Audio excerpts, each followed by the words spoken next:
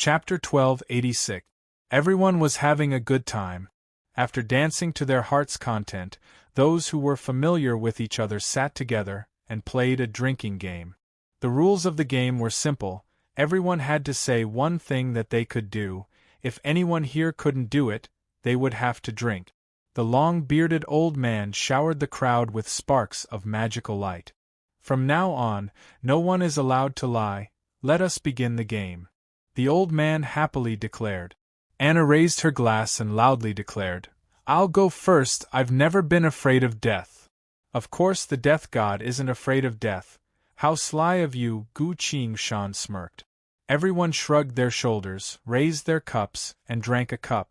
Other than the death god, no matter how courageous a person was, they would always be afraid of death more or less. Next, Bali, the old pixie, called out. Bali raised his glass, thought for a bit, then said, "I've never been afraid of dying when I'm fighting." Other than Anna, everyone raised their glasses again. It couldn't be helped, they had to drink. They drank it all at once. Yi Fei put his glass down. His face was a bit flushed. He couldn't hold his liquor well. "Hey, Kui, it's fine if you don't allow us to use our abilities to sober up, but it's not good for you to be so aggressive. You can't make everyone drink every time," he protested. "Now it's your turn, you speak," the long-bearded old man smiled. Yi Fei filled his glass and looked at everyone at the bar. He thought of something. "Got it."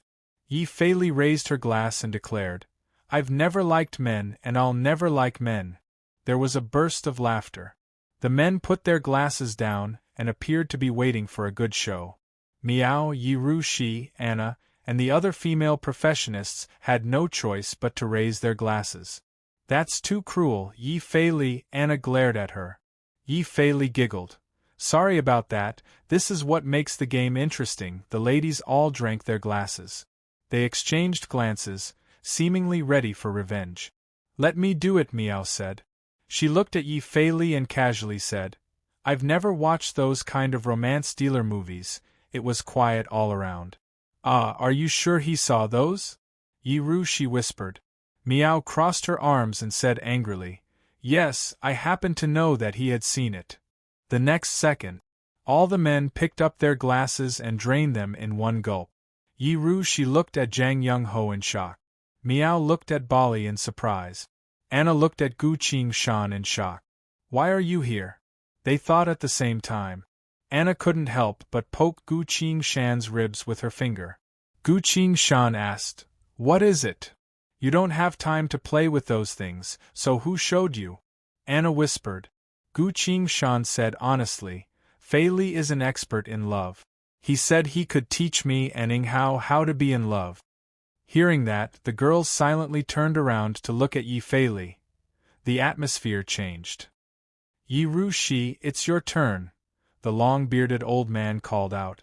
Yi Ru Shi replied, "I never wear a mask to kill people." Yi Fei had no choice but to drink a glass. It was Lola's turn. She drank milk but also wanted to join in. Lola replied, "I never teach anyone how to be in love." Yi Fei drank another glass. The boss accompanied him with a toast. After another round, it was Anna's turn again. Anna replied, "I've never been addicted to online games, anime, or junk food." Yi Fei drank another glass. Everyone smiled as they watched this. No one tried to dissuade or interfere. "Don't joke around. Offending a woman is a terrible outcome, all right? Not to mention, there's a death god, a harbinger of chaos, a wealth queen, and a writer. The death god takes lives. No one dares to offend the harbinger. No one dares to turn their backs on wealth. As for the writer, when a woman writes, they can make you look like a bad pervert, making you the target of criticism for the rest of your life, never to have a good title. That's terrible." Speaking of titles, Gu Qing-shan looked at the void of space. Following his line of sight, the lines of glowing text seemed to have awakened and appeared once again. "At the crucial moment of the decisive battle, you completed an ultra-difficult sacrificial dance. This has been acknowledged by living beings and the infinite worlds, thus granting you a new title, the most flirtatious man, a title skill, That's very reasonable, that's very reasonable. Due to your unparalleled flirtatious charm, when you converse with others, you can activate this mystic-type ability to convince those who hear you that what you say is correct. Attention. This title skill can only be used once per day. Gu Qingshan was a bit speechless. Compared to proper titles like Shen Wei General, Ace Hitman, and a Starflame War God, what exactly is up with the most flirtatious man? He couldn't help but equip this title, cleared his throat, and tried saying, "All right, let's just let Yi Fei Li go. He's only 19 years old, still a child." Title skill activated. The girls were surprised. Gu Qingshan's words are very reasonable, Yi Ru, she muttered. That's true, there's no need for me to bicker with a brat like him. Meow also nodded. It's fine, seeing as he's a member of our club, but Anna recalled a certain scene from the past. That unforgettable kiss. Could it be that's how Gu Qingshan learned it? Her face slowly flushed, but she didn't intend to pursue the matter any further. The long-bearded old man called out, "It's Lola's turn." Lola giggled and replied, "I have 6,391 vacation spots in the Mystic Zones, but I've only been to 1570 of them. As long as anyone has been to more vacation spots than me, they don't need to drink." Everyone raised their cups and downed it all at once. Damned wealth. Everyone's attention was diverted, so they began to think about what they should say. Gu Qingshan silently tested the title skill and felt satisfied. This skill was surprisingly useful in certain situations. He turned his gaze back to the void of space and muttered in his mind, "Show the previous notification." The glowing text in the void of space instantly disappeared. New lines of notification popped up. Frowny face, you've obtained the Thousand Dragons Ancestors teachings. Your Azure Dragon Shadow Hex binding has completed its evolution. You've obtained the Azure Dragon Shadow Hex binding. Azure Dragon Shadow Hex binding. Any entity whose name is called by you will be restrained in place as soon as they respond to your call. Under this state, they will be able to parry your attacks, but they won't be able to move or escape. A description. If I call you by your name, do you dare to respond? Description. If you don't submit, then fight. Gu Qingshan quickly finished reading through it, her back slowly becoming soaked in cold sweat. No wonder the Thousand Dragons ancestor would get angry when he saw me billions of years ago. So I really did misunderstand the dragons. What rapping, what spitting saliva. Back then, the dragons didn't fight like this at all. When they call someone's name, they want to kill them on the spot. Chapter 1287. Late at night. A grand banquet finally came to an end. Even the pixies were a little drunk. Although they were still clamoring for the next banquet, their bodies were still honest. They laid on the table and slowly fell asleep. Bali stood up from the table and staggered outside. After a while, he had already regained his consciousness. "Tisit, I think he's calling me," Bali muttered to himself as he leapt to the top of a spire. Two men were sitting at the edge of the spire with their backs to him, sipping on energy drinks while observing the world around them. Gu Qingshan, boss. Beside the two of them stood a woman. "Yi Rushi. I heard you calling me." Bali lit a cigarette and took a deep drag. "That's right, there's something I need to tell you," Gu Qingshan said. He looked up at the faint barrier of light in the sky, feeling the cool night breeze brushing past his cheeks, then released his inner sight to observe the living beings. Most of them were asleep. The wizards of the spire were anxiously observing the history of the outside world.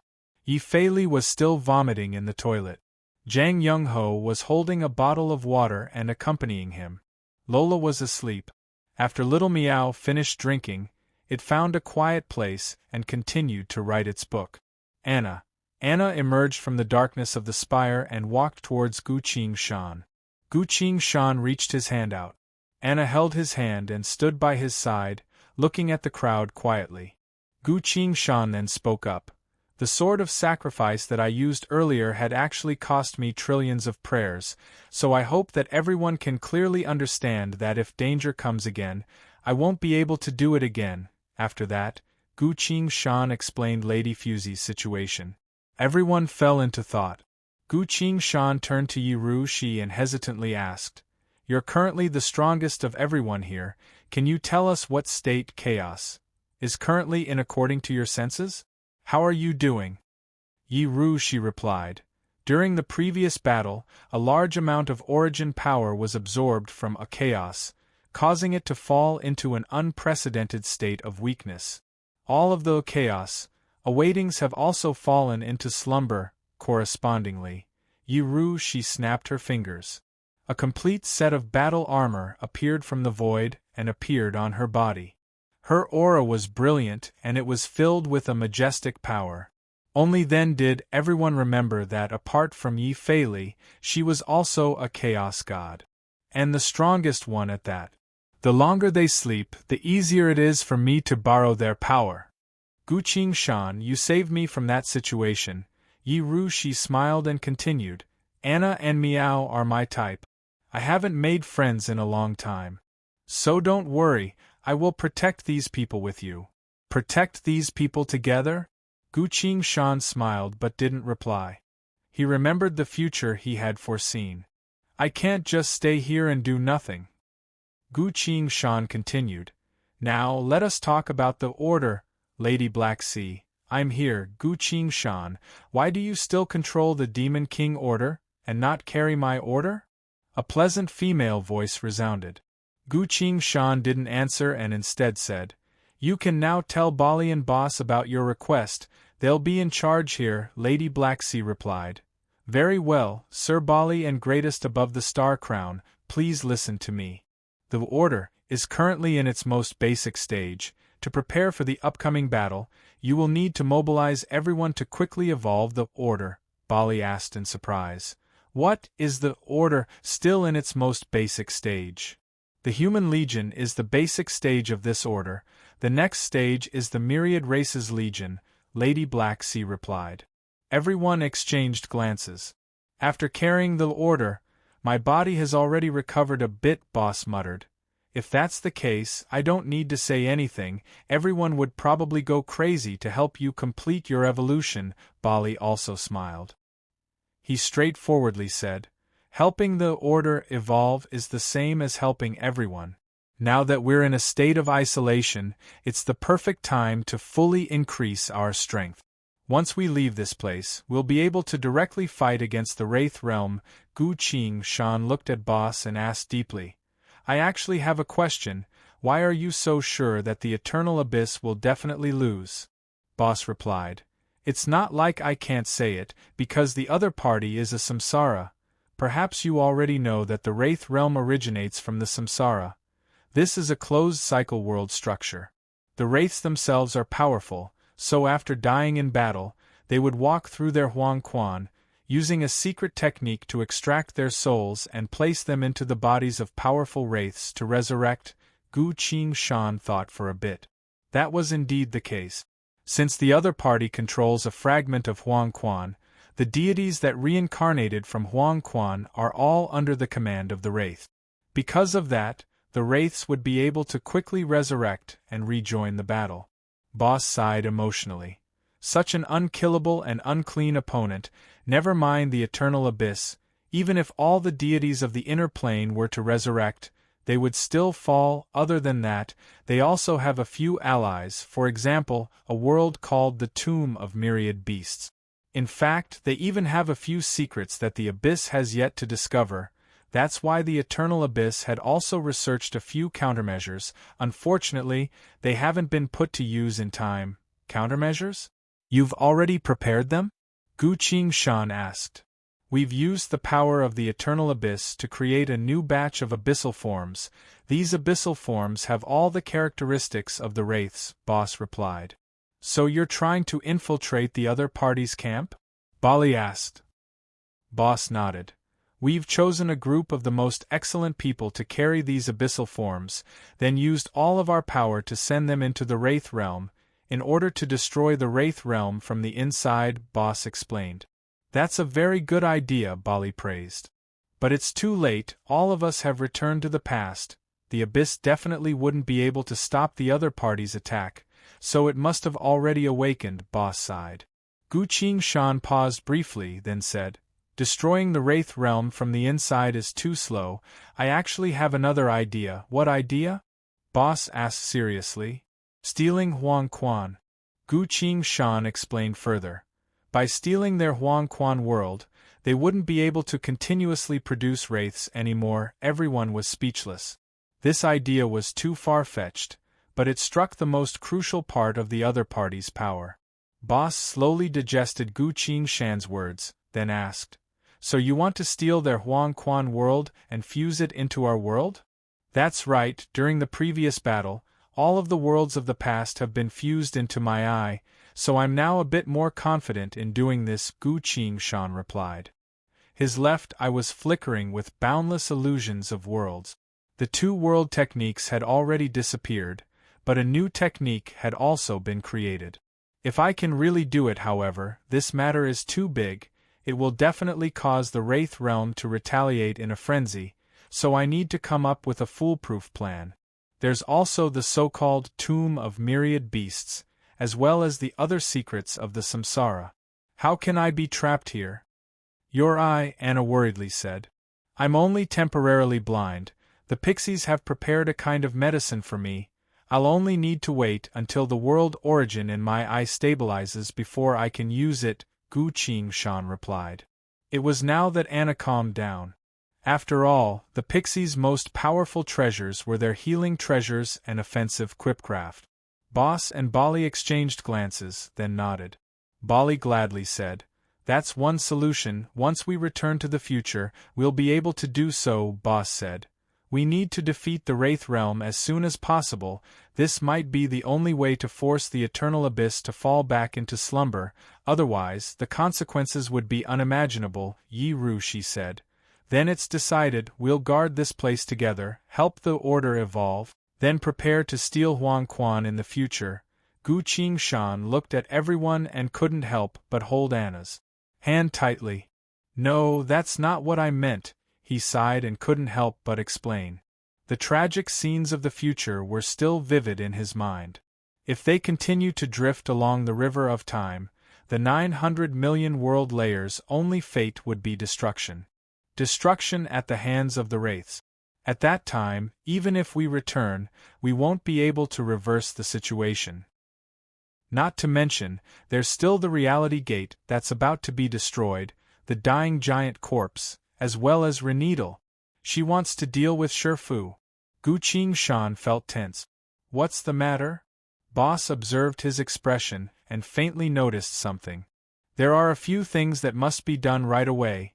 If we wait until we return to the future, it might already be too late," Gu Shan said. Bali shrugged. "But we're trapped here, unable to leave this world," Yi Ru she added. "Furthermore, even if we leave, it's very easy for us to be erased by the laws of spacetime and fate, because everything in this world has been changed, which would greatly affect the future." "That's right, but that's not always the case." Saying so, Gu Shan opened his palm. The 3 coins lay quietly in his hand. Spacetime Divine Artifact. The Seeker of Infinite Secrets, the Distorter of History, the Key of the Past, the Traveler's Fragment, and the Spacetime Coin. These were the 3 true spacetime coins that Magic Dragon left for Gu Shan before he reincarnated. Anna was a bit worried and couldn't help but ask, "Shan, are you sure you won't be erased by the laws of spacetime when you leave?" Gu Shan replied, "Of course, because I don't belong to the past, nor do I belong to living beings whose fate is currently being changed. Furthermore, I'm not heading to the future." Boss pondered for a bit, then asked, "Which moment of the past do you intend to go to?" "The moment when the Wraith Realm and the Eternal Abyss had just begun their war," Gu Shan replied. Boss shook his head. "Too many things have happened at that moment, each of which determined the fate of all living beings in the future. If you go there, you'll easily be able to alter many of those events," Bali added. "If you do that, you'll be erased by the laws of fate and spacetime right away." "It's fine." Gu Shan looked at everyone and decided to be straightforward. "I've seen the future, and it's a future that none of us can accept, so I have to go." "You'll die," Boss said. I won't. These 3 real spacetime coins have a unique power that can protect me. Gu Qingshan hugged Anna one last time, then turned to everyone else. I'll leave this place to you all. Do not relax and do everything you can to become stronger. He tossed the 3 spacetime coins into the air. A glorious and mystical light descended from above, enveloping Gu Qingshan's body. Everyone, do your best. I will alter a few things from the past, but that will continue to move forward along the timeline of time, waiting for you at a certain moment in the future. At that time, we shall once again fight side by side and eliminate all enemies standing in front of us. Before he finished, the 3 coins abruptly gave off a grand fluctuation of power. A distortion had been activated. Distortion. You may expend the corresponding amount of soul points to become the only person allowed to alter history. Attention. You may influence the course of history, but what you do cannot be related to your past in any way, nor can you touch anyone or anything related to your past. Otherwise, you will be erased by the laws of fate and time. Special attention.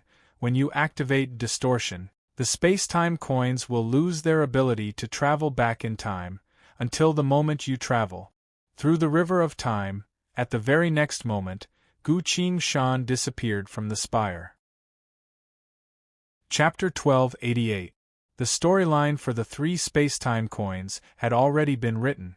It was written right after entering the strife zones and talking about the coins. That was about a year ago.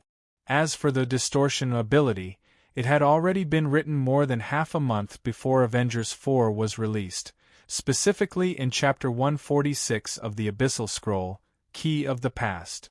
Because of that, the storyline I've written is completely original. That's all. Thank you, fellow readers, for voting, tipping, and reading the original version. I love you. I'll continue writing the new storyline. Hopefully nothing else will clash with me. World's Apocalypse Online. Let's talk about the storyline. Currently typing. Please wait a bit. After the content has been updated, please refresh the page to receive the latest update. Chapter 1289. The 3 coins broke through the torrential flow of the river of time and brought Gu Qingshan against the current. On the war god Ui, his remaining soul points were quickly being consumed. A distortion was the ultimate space-time ability that required a certain amount of soul points to be used. Gu Qingshan glanced at the war god Ui. His remaining soul points were quickly being consumed at a rate of 900 per second. The longer one stayed in the river of time, the greater the consumption of soul power would be. Very quickly, his soul points consumption had broken through the 1,000-point threshold. If it was in the past, Gu Qingshan would have already chosen a moment to descend. But now, he wasn't panicking at all. During the previous battle, he had killed the Soul Shrieker, as well as an awaiting of the Chaos faction. The awaiting of Chaos was a powerful entity that had been hiding within the flow of time, preparing countless backup plans for the Chaos faction. Even Lady Fusey didn't dare to underestimate him. Logically speaking, this awaiting was so much weaker than Gu Qingshan that Gu Qingshan wouldn't be able to win against him. But Gu Qingshan had trillions of prayers in hand. Combined with the living being's sacrificial dance of occultism, she was able to kill the awaiting on the spot. And now, Gu Qingshan had a total of 150 million soul points. As the saying goes, with food in hand, there's no need to panic. Gu Qingshan was currently carefully choosing a moment. A perfect moment. The moment when the Wraith Realm had just appeared and was testing the waters against the eternal abyss. Within the rapid flow of time, countless monsters floated up and down, passing by Gu Qingshan. As they saw Gu Qingshan, they acted like they didn't see her at all, completely uninterested in attacking her. Because the 3 coins didn't just have the power of distortion. They also had 2 other abilities: Frowny Face Proof and Patrol. These were the 2 abilities that guaranteed one's safety within the river of time. Countless images flashed through Gu Qingshan's eyes. The Eternal Abyss and the Wraith Realm had engaged in numerous battles. But where was the source of all these battles? Gu Shan continued forward. He had to find that source and enter the Wraith realm from there. As he continued to move forward, Gu Shan could even see himself and his friends in the distance. At a certain moment, 2 lines of glowing text appeared on the war god UI frowny face. Attention, the laws of fate, time, and space have sensed your existence. The seal of the 3 great laws has already descended upon your body. As these lines of words appeared, Gu Shan suddenly felt a sense of rejection from the river of time. He clearly felt a bone-piercing chill. It was a kind of omen that could not be put into words. If he wanted to enter a certain time or space, he would immediately be erased. War God UI, what's going on? Gu Shan asked. 500 soul points disappeared. Gu Shan's eyelids twitched, but she endured it and didn't say anything. This was a critical moment, and he had plenty of soul power, so it was better not to be too calculative about some things. The next second, new notifications kept popping up on the war god UI frowny face due to distortion. There are currently 2 existing at the same time. The You of the past has returned from the age of old and is currently in the 900 million world layers. Following this, you will meet up with Lola, meet the greatest above the star crown, then dance with your companions in the Bramble Bird Kingdom. In other words, you of the past will begin to search for Lady Black Sea. The you of the past will influence the fate of the 900 million world layers with every word and action you make. Because of that, the you of the past will be closely related to you in accordance with the rules of distortion. The following conclusions have been drawn. As soon as you enter the 900 million world layers, you will be in contact with the people and events that are related to you in the current timeline. You will be erased right away, Gu Shan sighed. Indeed, according to distortion, I can't touch anything that my past self is currently experiencing. I can't return to the 900 million world layers. That's quite harsh, but there are still other considerations. Gu Shan asked again. Then what if I meet someone I know in the Wraith realm? For example, that Wraith might Song Wuzhang? 500 soul points disappeared in an instant. The war god UI replied. The laws of time, space, and fate have sealed off the 900 million world layers, preventing you from entering again. In other words, on the other side of the fate and space-time seal is an unknown location outside of the 900 million world layers. As the only person allowed to alter history, you can alter both people and events that aren't part of the 900 million world layers. Gu Shan was a bit surprised, but then smiled. Then that's easy to deal with, he muttered. After explaining so much, it's actually just a single sentence. As long as I don't return to the 900 million world layers, I can do whatever I want. Who would have thought the ultimate power of the 3 space-time coins would be so overwhelming? Gu Shan was a bit hesitant. For some reason, he felt that these 3 coins were a bit too powerful. Now that he thought about it, these 3 coins had many titles, one of which was Fragment of the Traveler's Artifact. If it's a fragment, then what is the complete Traveler's Artifact? Where do I go? Gu Shan sighed and stopped himself from thinking about it any further. For living beings, the void hides countless secrets, and finding out about these secrets might bring unimaginable dangers. What I need to do right now isn't to find out the secrets of the void, but rather to find out the truth behind the Wraith realm, change their history, and conveniently steal their Huangquan world. This is what I should be doing right now. Gu Shan regained his composure and looked into the torrent of time in front of him. This place was located at a very distant point in the past. Battles between the Eternal Abyss and the Wraith realm were already very rare, but whenever they did, they would always be a full-out battle. Each of these battles was a large-scale battle, each of them incredibly desperate. There's no mistaking it. This was most likely the point at which the 2 sides of the war first came into contact. Gu Shan carefully observed and wandered back and forth within the river of time, trying to find a suitable entry point.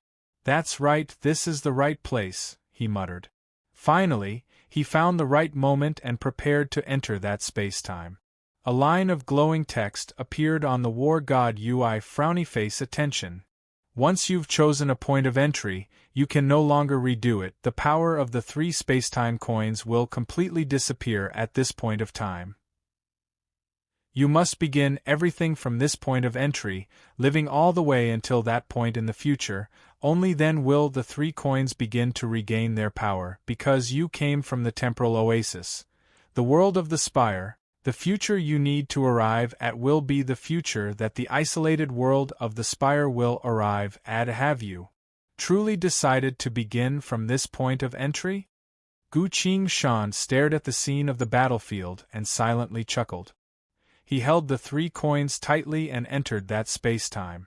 Outside the 900 million world layers, the space vortex, an unknown battlefield, the cruel war was still ongoing, but it was also slowly approaching its end.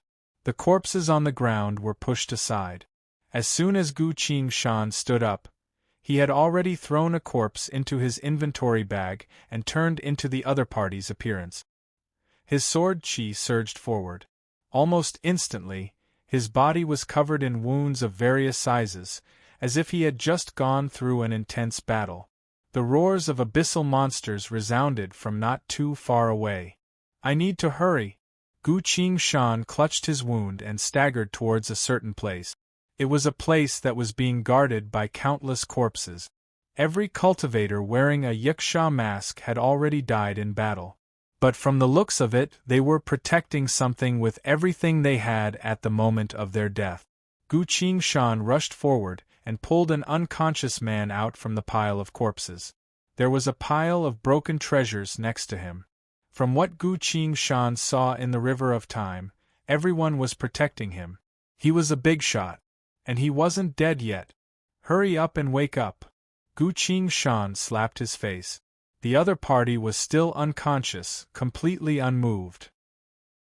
Not too far away, the footsteps of the abyssal monsters were getting louder and louder, causing the ground to tremble. They're coming. If I'm surrounded by these abyssal monsters, I'll be in deep trouble. Gu Qingshan was panicking. He grabbed the other party's collar with one hand while fanning his bow with the other. Hurry, sir, we need to run, otherwise we're going to die. He shouted while fanning his bow. Ugh, the other party moaned in pain. It's working. But before he could open his eyes, several abyssal monsters had already noticed them. Roar! The abyssal monsters were charging straight at them. Seeing that things weren't going well, Gu Qingshan carried the other party on his shoulder, quickly chose a direction, and ran away. He was running while the monsters chased after him. The distance between them was gradually closing. Gu Qingshan's heart sank. He disguised himself as an inconspicuous warrior and saved a guy with an illustrious identity. Which means this is the best chance to sneak in during this entire campaign. Is this guy's wound so severe that he can't even wake up? That's not good. While Gu Qingshan was thinking, a voice came from behind him. Shaoli Zi, thank you for saving me, Shaoli Zi? What kind of address is that? It sounds like some kind of servant. Fine, being a servant is better than being noticed, that's good. The last time I went to the suspended world, because I disguised myself as Qi Yen, I had to face off against the VIPs of my sect as soon as I arrived. It was almost like walking on a tightrope before I barely made it through. That was truly tiring. Gu Qingshan calmed down a bit, changed the topic, and said in a low voice, Look, they're coming. Yeah, the other party replied, then slowly sighed emotionally. Ha, I was too careless this time. I didn't think the abyssal monsters would be this fierce. If I had known, I wouldn't have come. Wouldn't have come? This is war. And you said you wouldn't have come if you knew? Gu Qingshan suddenly realized something was wrong. The other party spoke with a regretful tone. Just now, they came too quickly, so I wanted to try my hand again, but I almost lost my life. The person on his back seemed to have taken something out and muttered something.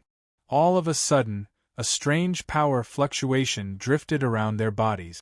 The other party said, Not good, Shaoli Zi, we can't stay here any longer.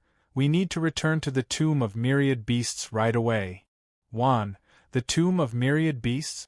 Gu Qingshan opened his eyes wide, but before he could say a single word, all the power had converged to form a spatial warp technique. The void of space split apart as a screen of light flashed past. Instantly, both Gu Qingshan and the person on his back disappeared from the battlefield. Roar! Seeing their enemies fleeing, the abyssal monsters couldn't help but roar in anger.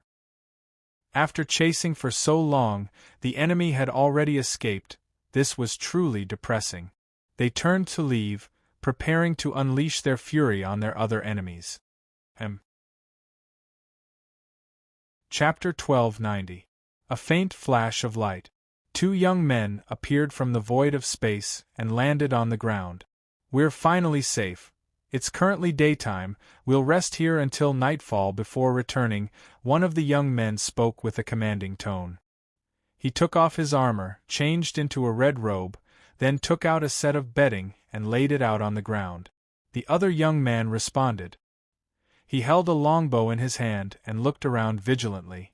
The red-robed young man comfortably sat on it and waved his hand. Shaoli, we've returned, there's no need to be too cautious. Come, make me a pot of tea.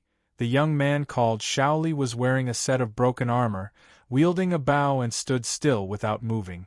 Gu Qingshan had put on all of the corpse's equipment, and indeed knew how to make tea, and it wasn't a bad one at that.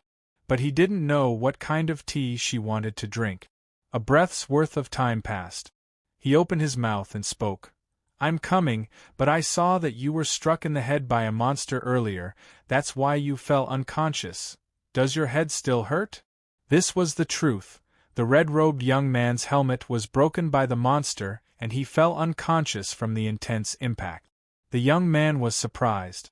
Seeing Shaoli's concerned expression, he couldn't help but stroke his head. Now that you mention it, I do feel a bit of pain in my head, the young man muttered. Do you need some medicine? Gu Qingshan asked. No need, the young man waved his hand and pridefully spoke. Such a small wound isn't going to do anything to me. Bam! An autumn-clear blue sword appeared from behind his back and swiftly struck the back of his neck. As soon as the sword struck him, a few glows of light appeared around the young man's body in an attempt to protect him. But the Six Paths Great Mountain Sword had the power to cut any law, so no protective technique could stop it. The young man trembled a bit before falling unconscious on the bedding. The sword turned back into Shanu and muttered, Your guard is too weak, that means this place is very safe. Gu Qingshan shrugged. This was a dark and silent cave. The ground was clean without a single speck of dust. The entrance was locked by a faint light, apparently unable to leave. Gu Qingshan was not in a hurry to look around. She walked forward and placed her hand on the boy's forehead. Soul-searching art, activate. Scenes after scenes appeared in Gu Qingshan's mind, allowing him to quickly understand everything about the youth. Gu Qingshan's brows gradually relaxed. After half an incense stick of time, the youth slowly woke up as he smelled the fragrance of the tea. What a great sleep! No, I must have fainted. He raised his head abruptly. He saw that Gu Qingshan had already brewed the tea and was sitting at the side, looking at him worriedly. The young man checked the amulets and treasures he had on him. Everything was fine. It couldn't have been someone else's attack. I fainted? How long have I been unconscious? The youth accepted the truth and asked. About the time it takes for half an incense stick to burn. Young master, please drink some tea first. Gu Qingshan filled up the teacup. The young man took the teacup and drank it in one gulp. Little Li, you are indeed loyal. You are the one who saved me in the end. I will remember this. He patted Gu Qingshan's shoulder and said, No need to worry about it, young master. On the other hand, the wound on your head should be treated as soon as possible, Gu Qingshan said. The young man seemed a bit embarrassed. After all, he just said that he was fine, then fainted. It's fine, it's just a small problem. Now make something to eat, I don't want to eat dry rations, the young man said. Yes, Gu Qing Shan took out the ingredients and prepared them according to the information in the other party's memories. Compared to the cultivation world, this world's cooking skills were relatively simple. Gu Qing Shan had only seen them in his memory, but she had already grasped most of them. A few moments later, the meal was ready. The young man had a good meal. Today's food was still the same, but for some reason, he felt that it was a bit more fragrant than usual. Gu Qing Shan waited until the young man finished eating before eating his own. By the time he had cleaned and tidied up everything, the young man had already sat down cross-legged and entered meditation. Gu Qing Shan silently took out a bow and stood guard next to the cave. This bow belonged to the dead young man. After all, the wraiths didn't know that he was actually an expert in archery. Gu Qing Shan specifically chose such a person to conceal his true identity. In Heaven Pillar World, the spirits of the infinite worlds had bestowed upon him the most advanced cultivation scriptures, among which were particularly outstanding archery, swordsmanship, and martial arts scriptures. He only needed to comprehend them to obtain them. Gu Qing Shan also had the power of 3 dragons, so with this powerful foundation, it wouldn't be an issue for him to quickly grasp and master both archery and fist technique. He himself had used a bow before, and after his soul was released, he even learned a bygone-era human martial scripture from Lin. Everything had been prepared, only waiting to enter the Wraith realm, but due to a series of coincidences, he ended up in the tomb of myriad beasts. Time slowly passed. In the cave, the young man was meditating, while Gu Qing Shan was comprehending archery while keeping an eye on their surroundings. Nightfall. The young man stopped meditating. Seeing how cautious Gu Qing Shan was, he couldn't help but ask, "Little Li, why are you so cautious? As long as we don't go to the surface there won't be any issues. Not to mention, it's going to be dark soon." Gu Qing Shan went silent. In this world, the surface was a place that no one could ever go. Especially during the day, when the underground caves were the only safe places. Even so, the only safe place to travel between the caves was nighttime. "Young master, it's not because of the surface, but because I felt that there was something fishy about your ambush this time," Gu Qing Shan said. "Little Li, what are you trying to say?" the young man asked in confusion. Gu Qing Shan replied, "Why were you led to the battlefield, then fell into such a dangerous situation?" The young man, who was originally acting nonchalant, suddenly regained his senses as he heard that. "Other than me, everyone else who could have protected you are already dead," Gu Qing Shan replied. The young man pondered. "If that's the case, then those who told me that the battle was grand and worth watching were all suspicious." Gu Qing Shan silently nodded. "Not bad, he's not stupid, he just didn't react in time." The young man suddenly touched the bracelet on his left wrist and took out a bow. He tossed the bow to Gu Qing Shan. "You've done a great service by saving me. I should have rewarded you after we return, but the situation right now is quite unique, so I'll give this bow to you first." Gu Qing Shan received the bow and compared it with the one in her hand. Just from the feel and design alone, the difference between the two was like heaven and earth. He quickly found detailed information about the bow from the man's memory. "This was a famous bow," Gu Qing Shan explained. "Gongzi, this is the Eagle of the Moon, one of the 13 famous bows of our school of Feiyu. I'm not strong enough to receive it. Use it first. You'll have to return it to me when we return," the young man replied. Gu Qing Shan froze. "Hey, that's not interesting at all." At this point, the faint light at the entrance of the cave slowly faded away. "It's already nighttime, let's go," the red-robed young man ordered. "Yes, young master." Gu Qing Shan stood up and released his inner sight. Thinking of something, he suddenly turned around and asked the red-robed young man, "Young master, how's your head?" The red-robed young man impatiently replied, it's fine, let's go back quickly, you lead the way." Bam! A long sword struck the back of his neck like lightning. The young man trembled and fainted again. "Gongzi," Shanu's voice came from the sword. Hide yourself first, I'll take a look, Gu Qingshan said. Yes, the sword silently disappeared behind him. Gu Qingshan left the cave and stood in the dark tunnel for a few moments. A few masked black-clothed men were rushing toward them at high speed. As Gu Qingshan smiled and was about to say something, the leader of the masked men had already ordered, "Leave no one alive." "Yes," the masked men shouted in unison. The smile on Gu Qingshan's face froze. "Since they've already said that, there's no other way." He begrudgingly raised his bow. "Leave no one alive." If that's the case. The longbow named Eagle to the Moon in his hand suddenly disappeared and was replaced by another dark green longbow. The Bow of Fallen Souls. This was the bow that Lady Fusey obtained from the Bronze Palace of Chaos, the ultimate weapon of chaos. Gu Qingshan raised the bow, held his breath, and stood still. In the blink of an eye, his hand moved like blurred images as he drew the bow. A series of thunderous noises resounded. The dark green streak of light flashed and disappeared without a trace. One breath later, everyone was hit, but a few managed to avoid their vitals. After all, it had been a long time since Gu Qingshan had used archery, so he needed a bit more time to familiarize himself with it. But he didn't attack again. The Bow of Fallen Souls carried the power of withering and a source of corrosion, making it unparalleled in power. Desperate screams resounded one after another. Sizzling sounds could be heard coming from everyone's bodies, and they were instantly corroded. A cold gust of wind blew from the depths of the tunnel.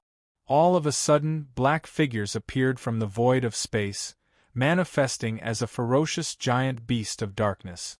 This giant beast only took the blink of an eye to pass through the long tunnel and appear in front of Gu Qingshan. "Despicable archer, I'm going to kill you!" the giant beast roared. Pooh! A sword pierced through its body. The chilly sword radiance blossomed, and like a boundless and nimble river, it obliterated the enormous dark beast. Such a large-scale attack didn't destroy a single piece of rock in the tunnel at all. His control over sword phantoms could be said to have reached the peak of perfection. Secret art, a torrent. The power of the Earth Sword, Earth's choice. The clamor of the tunnel turned into silence. Other than the constant howling of the cold wind, nothing else happened in the tunnel. Gu Qingshan sheathed the Earth Sword. "Although I do intend to become an archer, if you want to kill me in close combat, you're dreaming." Saying so, he put the Earth Sword and the Bow of Fallen Souls away and returned. "Since the matter has been dealt with, it's time to move." Gu Qingshan lightly pressed the back of the red-robed young man's head. He slowly regained consciousness, only regaining his senses after a while. "I fainted again?" the young man asked. Gu Qingshan nodded with a worried expression. "Young master, look at your head," he stuttered. "Don't say anything, I understand." Chapter 1291. The two young men quickly ran through the tunnel. In just half an incense stick's worth of time, they had passed through the long tunnel and reached a cliff. A large boulder stood at the edge of the cliff, with several large words written on it: Frowny Face, Eastern Desolate Grotto. This was the tomb of myriad beasts, Eastern Desolate Grotto. Gu Qingshan looked down, only to see nothing but endless darkness, unable to see the bottom. "I'm finally back," the red-robed young man sighed emotionally. He leapt down, quickly entered the darkness, and couldn't be seen anymore. Gu Qingshan waited for a while. To show respect, a servant like him had to let the young master jump first, as well as maintain a certain amount of distance from the young master. A few moments later, an extremely faint warp fluctuation could be felt from below the cliff. The young man's presence had disappeared. Now Gu Qingshan could jump. He touched the crude metal bracelet on his wrist, then leapt down the cliff. Intense wind blew past his body, giving off the sound of howling wind. Gu Qingshan quickly descended. Very quickly, a fluctuation came from the depths of the cliff, landed on his bracelet and lightly guided it. The bracelet glowed faintly.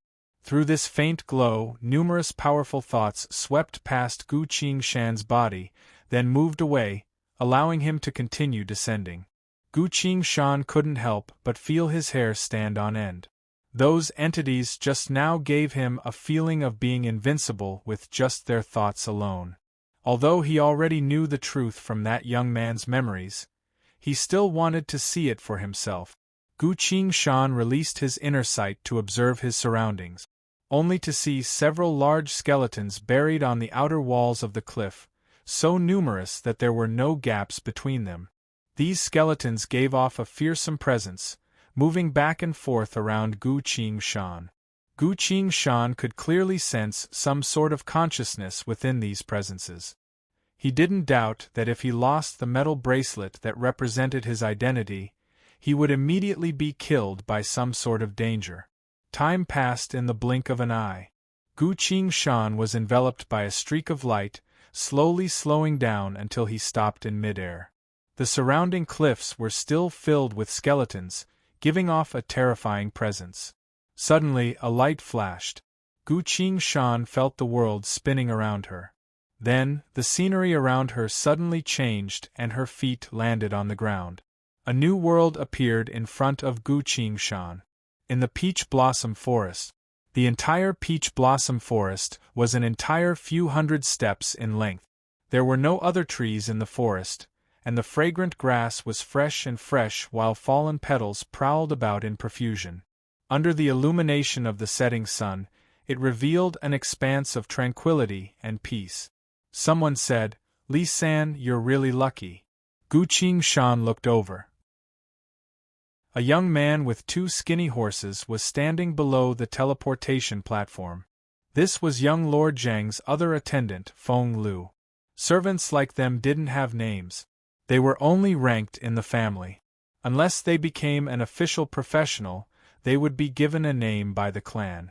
Gu Qingshan walked down from the teleportation platform, asking, "My luck is still all right. Where's young Master Zhang?" Feng Lu said, "The patriarch's wife has just brought the young master back with a fleet of carriages. I'll stay here to wait for you." "Thanks." Gu Qingshan mounted the horse. The two of them urged their horses forward, chatting from time to time. "You don't know, but all the soul bones of those combatants suddenly shattered. Those were all soul bones worth thousands of gold coins, but they were scattered all over the ground, causing the entire clan to panic. What's even more miraculous is that young Master Zhang's soul bones were still perfectly intact in the Soul Bone Palace until your return." Feng Lu glanced at him and asked, "Li San, what exactly happened?" "I can't really say anything. Let's wait and see what the young master has to say," Gu Qingshan replied. Feng Lu paused for a bit, then smiled. "Not bad, you managed to escape death and learn to be a tight-lipped gourd." Gu Qingshan also smiled and said nothing else. "This matter isn't as simple as it seems on the surface.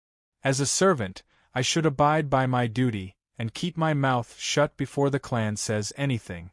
Fortunately, I've learned my lesson from the past, specifically picked out the most inconspicuous guy from the pile of corpses, only to find out that he was a servant. This isn't like the suspended world, where the Grand Elder and the Sect Master were busy killing each other in the void of space, and didn't have the time to care about the young master. In this place, if I pretend to be a combatant, as soon as my soul bone shatters, my identity will be exposed and I'll have to think of a way to run away, or hide my tracks again. Although it wouldn't be a big deal, it would still be troublesome." The two of them continued to ride forward, quickly leaving the forest and arriving at a wide open space. A bustling city that was connected to all directions appeared in front of their eyes. As the two of them entered the city, they arrived at a large manor, where a steward came to greet them and shouted, "Li San, the elders of the clan are all gathered in the conference room. The patriarch and his wife are also here. Quickly come with me and explain the situation. Otherwise, you'll die 100 times over." At the end of his words, his tone was extremely stern. Gu Qingshan appeared fearful and hurriedly asked, "Steward Lu, what exactly happened? Cut the nonsense and come with me." The steward grabbed Gu Qingshan's hand and led her inside. Gu Qingshan glanced at Feng Lu, only to see that Feng Lu had already run away in fear, as if Gu Qingshan was carrying something that couldn't be explained. Gu Qingshan couldn't help but silently chuckle. Young Master Zhang's followers are only around the same age. When have they ever seen such a scene before? Never mind Feng Lu, even Li San couldn't help but shout at him. He allowed Steward Lu to drag him all the way through the courtyard towards the meeting hall. All of a sudden, Steward Lu's voice resounded in his mind. The young master made a huge mistake, all the people he brought with him are dead, someone has to take responsibility for this. Gu Qingshan hurriedly said, "It wasn't me." Steward Lu cut him off. "I know it wasn't you, but this is a very serious matter, we can't let the young master take responsibility, and we definitely can't let his brothers and sisters take responsibility, that wouldn't look good on anyone." His words became faster. And continued. "Li San, remember, you're the young master's follower, you should step forward and help him out at a time like this." What should I do?" Gu Qingshan asked, completely at a loss. "Just say that you wanted to take the young master out for a walk and experience war, so the young master went with you," Steward Lu said. Looking at Li San's conflicted expression, his tone suddenly became gentle. "Don't worry, if you take responsibility for this, not only will the young master be grateful to you, but his brothers and sisters will also know that you're a responsible servant, you'll receive a lot of benefits in the future." "I understand," Gu Qingshan nodded. Steward Lu asked, "You already know what to say? Just say that I took the young master out. You're just a servant, how could you take the young master out?" "I convinced the young master, so he was tempted. As long as the young master wants to go, no one can stop him." Steward Lu patted his shoulder and spoke in satisfaction. Very smart." He quickened his steps and brought Gu Qingshan into the meeting room. "Patriarch, elders, the person has been brought," Steward Lu reported. Gu Qingshan looked back, only to see the patriarch, his wife, the elders of the Flying Feather clan, as well as the elders and clan heads were all gathered here. The atmosphere was tense and solemn. Young Master Zhang had a deep palm print on his face, standing in the middle of the hall with his head lowered, not saying a word. Next to him, there were two elders each holding a treasure, having just retracted their technique. "Patriarch, there's nothing wrong with his soul vessel." "Patriarch, there's nothing wrong with his body as well," the two of them reported in unison. The Flying Feather Patriarch was a middle-aged man with a dignified appearance. He lightly nodded to the two of them. "Thank you for your hard work, elders. Li San, come here." Gu Qingshan walked forward, knelt on one knee, clasped her fist and bowed. "Greetings, Patriarch, elders, and clan heads." The Patriarch smiled and slowly spoke. "I heard that it was you who wanted to take the young master to see something new. So the young master wanted to go out, is that correct?" Gu Qingshan glanced at Steward Lu. Steward Lu didn't look at her and only nodded unnoticeably. Gu Qingshan then spoke. "Patriarch, on the other day, I was sent out to buy soy sauce and seasonings, but was called back at the last minute. I heard from the young master that there was a battlefield that had just begun, so he wanted us to go with him." "So it wasn't you? Are you sure you're not lying?" the Patriarch asked. "Of course it wasn't me. My comings and goings should have been recorded by the clan," Gu Qingshan replied. Steward Lu abruptly turned his head and glared at Gu Qingshan. Gu Qingshan slowly continued. "The corresponding items are still in my inventory bag, there's a seal on them for storage, so they wouldn't lie." He touched his bracelet, took out some soy sauce, seasonings, and cooking utensils, then placed them on the ground. The Patriarch glanced over them and nodded. These seals were originally only used as a form of proof, but at this point in time, they were able to trace back the time the technique was used. The entire hall went silent. Gu Qingshan curiously muttered to herself. "This kind of record is easy to find. This humble one really doesn't understand why the Patriarch said that I was the one who brought the young master on a trip. Could it be that all of this is not recorded?" The atmosphere suddenly became solemn. Chapter 1292. The clan master looked around, his killing intent almost tangible. So someone had already been planning to kill my son in one fell swoop. The clan master's gaze fell onto Gu Qingshan. This time, his gaze truly became gentle. "I heard that you saved the young master on the battlefield?" he asked. "No, it was actually the young master who saved me," Gu Qingshan replied. The clan master frowned in surprise. He thought of a certain possibility and gestured for Gu Qingshan to continue. Gu Qingshan solemnly explained, "The young master was courageous on the battlefield, killing countless enemies. Unfortunately, he was outnumbered and surrounded by countless monsters. In the end, everyone died in battle, leaving only the young master to fight against the enemy alone. In a moment of carelessness, he was knocked unconscious. I only woke him up, seeing that he couldn't do anything. He immediately used a warp technique to save this subordinate's life." The entire hall went silent. The elders all looked at Gu Qingshan with a strange gaze, then at young Master Zhang. Young Master Zhang was stunned. "I only went to watch a show. Am I that brave?" But he quickly understood what was going on, so he subconsciously straightened his back and displayed an expression of defiance. The Feiyu clan master silently paced back and forth in the conference room. His expression was expressionless, but he was actually very pleased.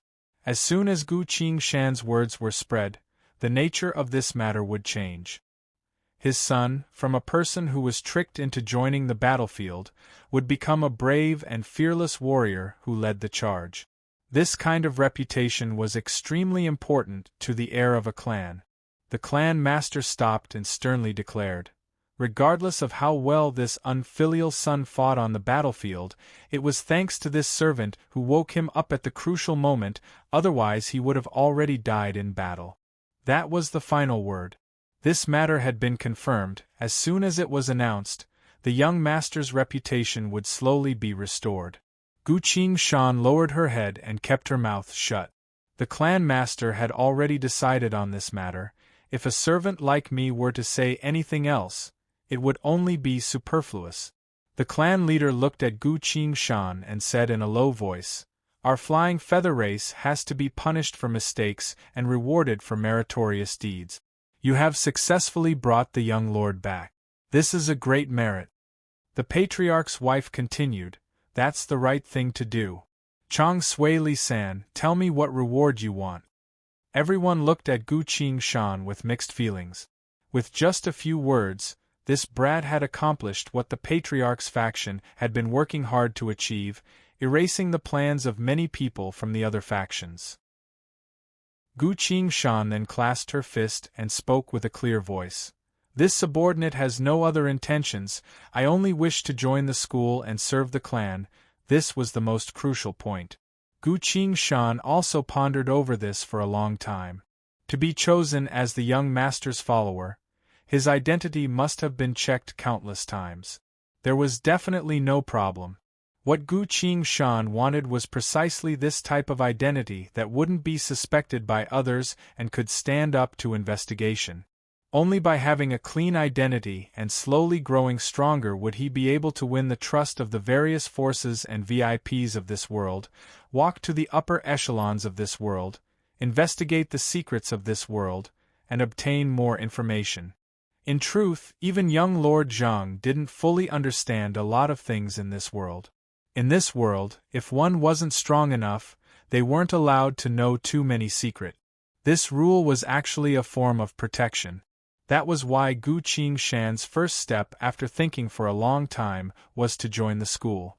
The Flying Feather Clan master silently listened, then smiled. "So you were a good man, but after joining the school, you would often have to risk your life. Just like what your young lord did, aren't you afraid of death?" "I am afraid, but this subordinate desires to serve the clan. This is this subordinate's lifelong wish," Gu Qingshan replied.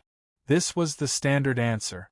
In this kind of situation, I really have to use such a formal and standard answer. I can't just say that I, Li-san, don't even have a name, and that only by joining the school would I be qualified to have a name. As a servant, I can also learn a few things from the school, but only a bit to protect myself. If I want to cultivate further and obtain more power, I'm sorry, but that's impossible."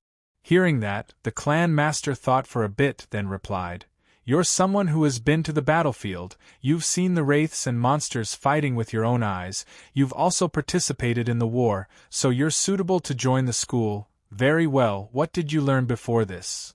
"I learned a bit of archery, and a bit of martial arts, men. Take Li San to the Flying Feather Tower of Heaven." "Understood." Another person who appeared to be a butler stood up and gestured for Gu Qingshan to follow him. Gu Qingshan thanked the clan master again, then followed the elder outside.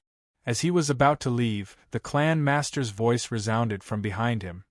"Now we should discuss who exactly was the one behind this, who tempted my son to go to the battlefield. Everyone, aren't you going to speak? If you don't speak now, when I find out, don't blame me for being merciless." Violent killing intent exuded from the clan master's body, filling the entire hall. Bam! The door closed. Gu Qingshan and the butler exchanged glances, then sighed in relief. This tower was around 5 stories tall, seemingly unassuming. But this was indeed the famous Fei Yu Tower of Heaven of the Eastern Desolate Grotto. Uncle Zhang stood in front of Gu Qingshan and spoke with a serious expression. "Li San, I'm here," Gu Qingshan replied.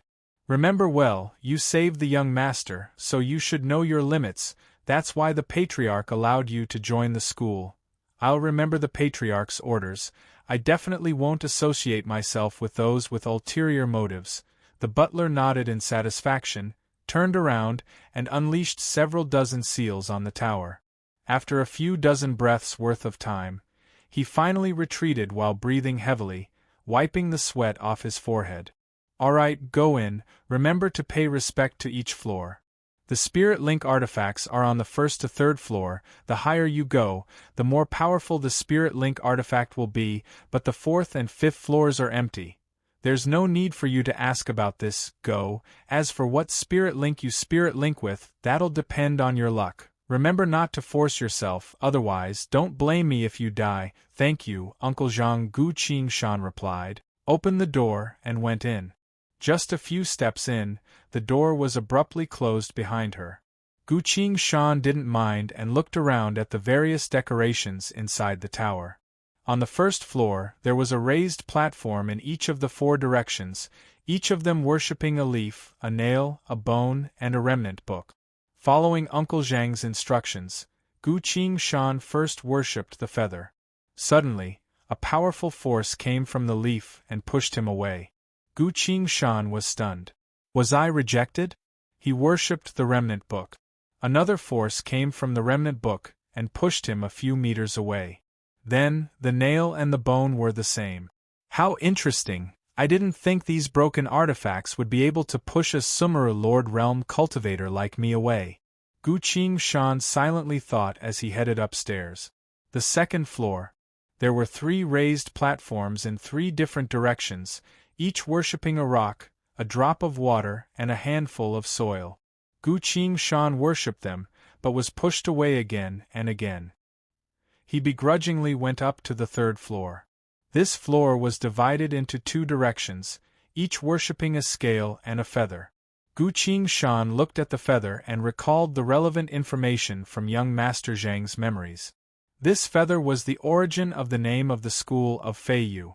If I can resonate with this feather and form a spirit link with it, I'll be able to obtain a unique power in archery. Gu Qingshan stepped forward and worshipped the feather. A second later, he was pushed away. This time, Gu Qingshan was a bit hesitant. Could it be that because I'm an outsider, I can't form a spirit link with these strange things? He turned to look at the scale. This is my final hope. If it's destroyed, I'll have no choice but to give up my identity as Li San and leave this place. I came here to investigate a secret. I can't just stay here and guard the gate for the rest of my life. Gu Qingshan took a deep breath, stepped forward, and lightly worshipped. His feet were slightly apart, already prepared for the push to avoid being pushed away too much and appearing too haggard. He worshipped. Rise. Stand still. I didn't get pushed away this time? As soon as Gu Qingshan thought that, the world in front of his eyes faded away. Within the boundless void of space, a certain gigantic creature appeared in front of his eyes. It was a gigantic humanoid monster. To be precise, it couldn't be considered humanoid, because its face was still that of a human's, but its body was that of a long snake's. This was a mythical creature from the age of old, but it was unknown why its figure suddenly manifested. Gu Qingshan thought of something and recalled a certain divine skill. Unbreakable mountain range.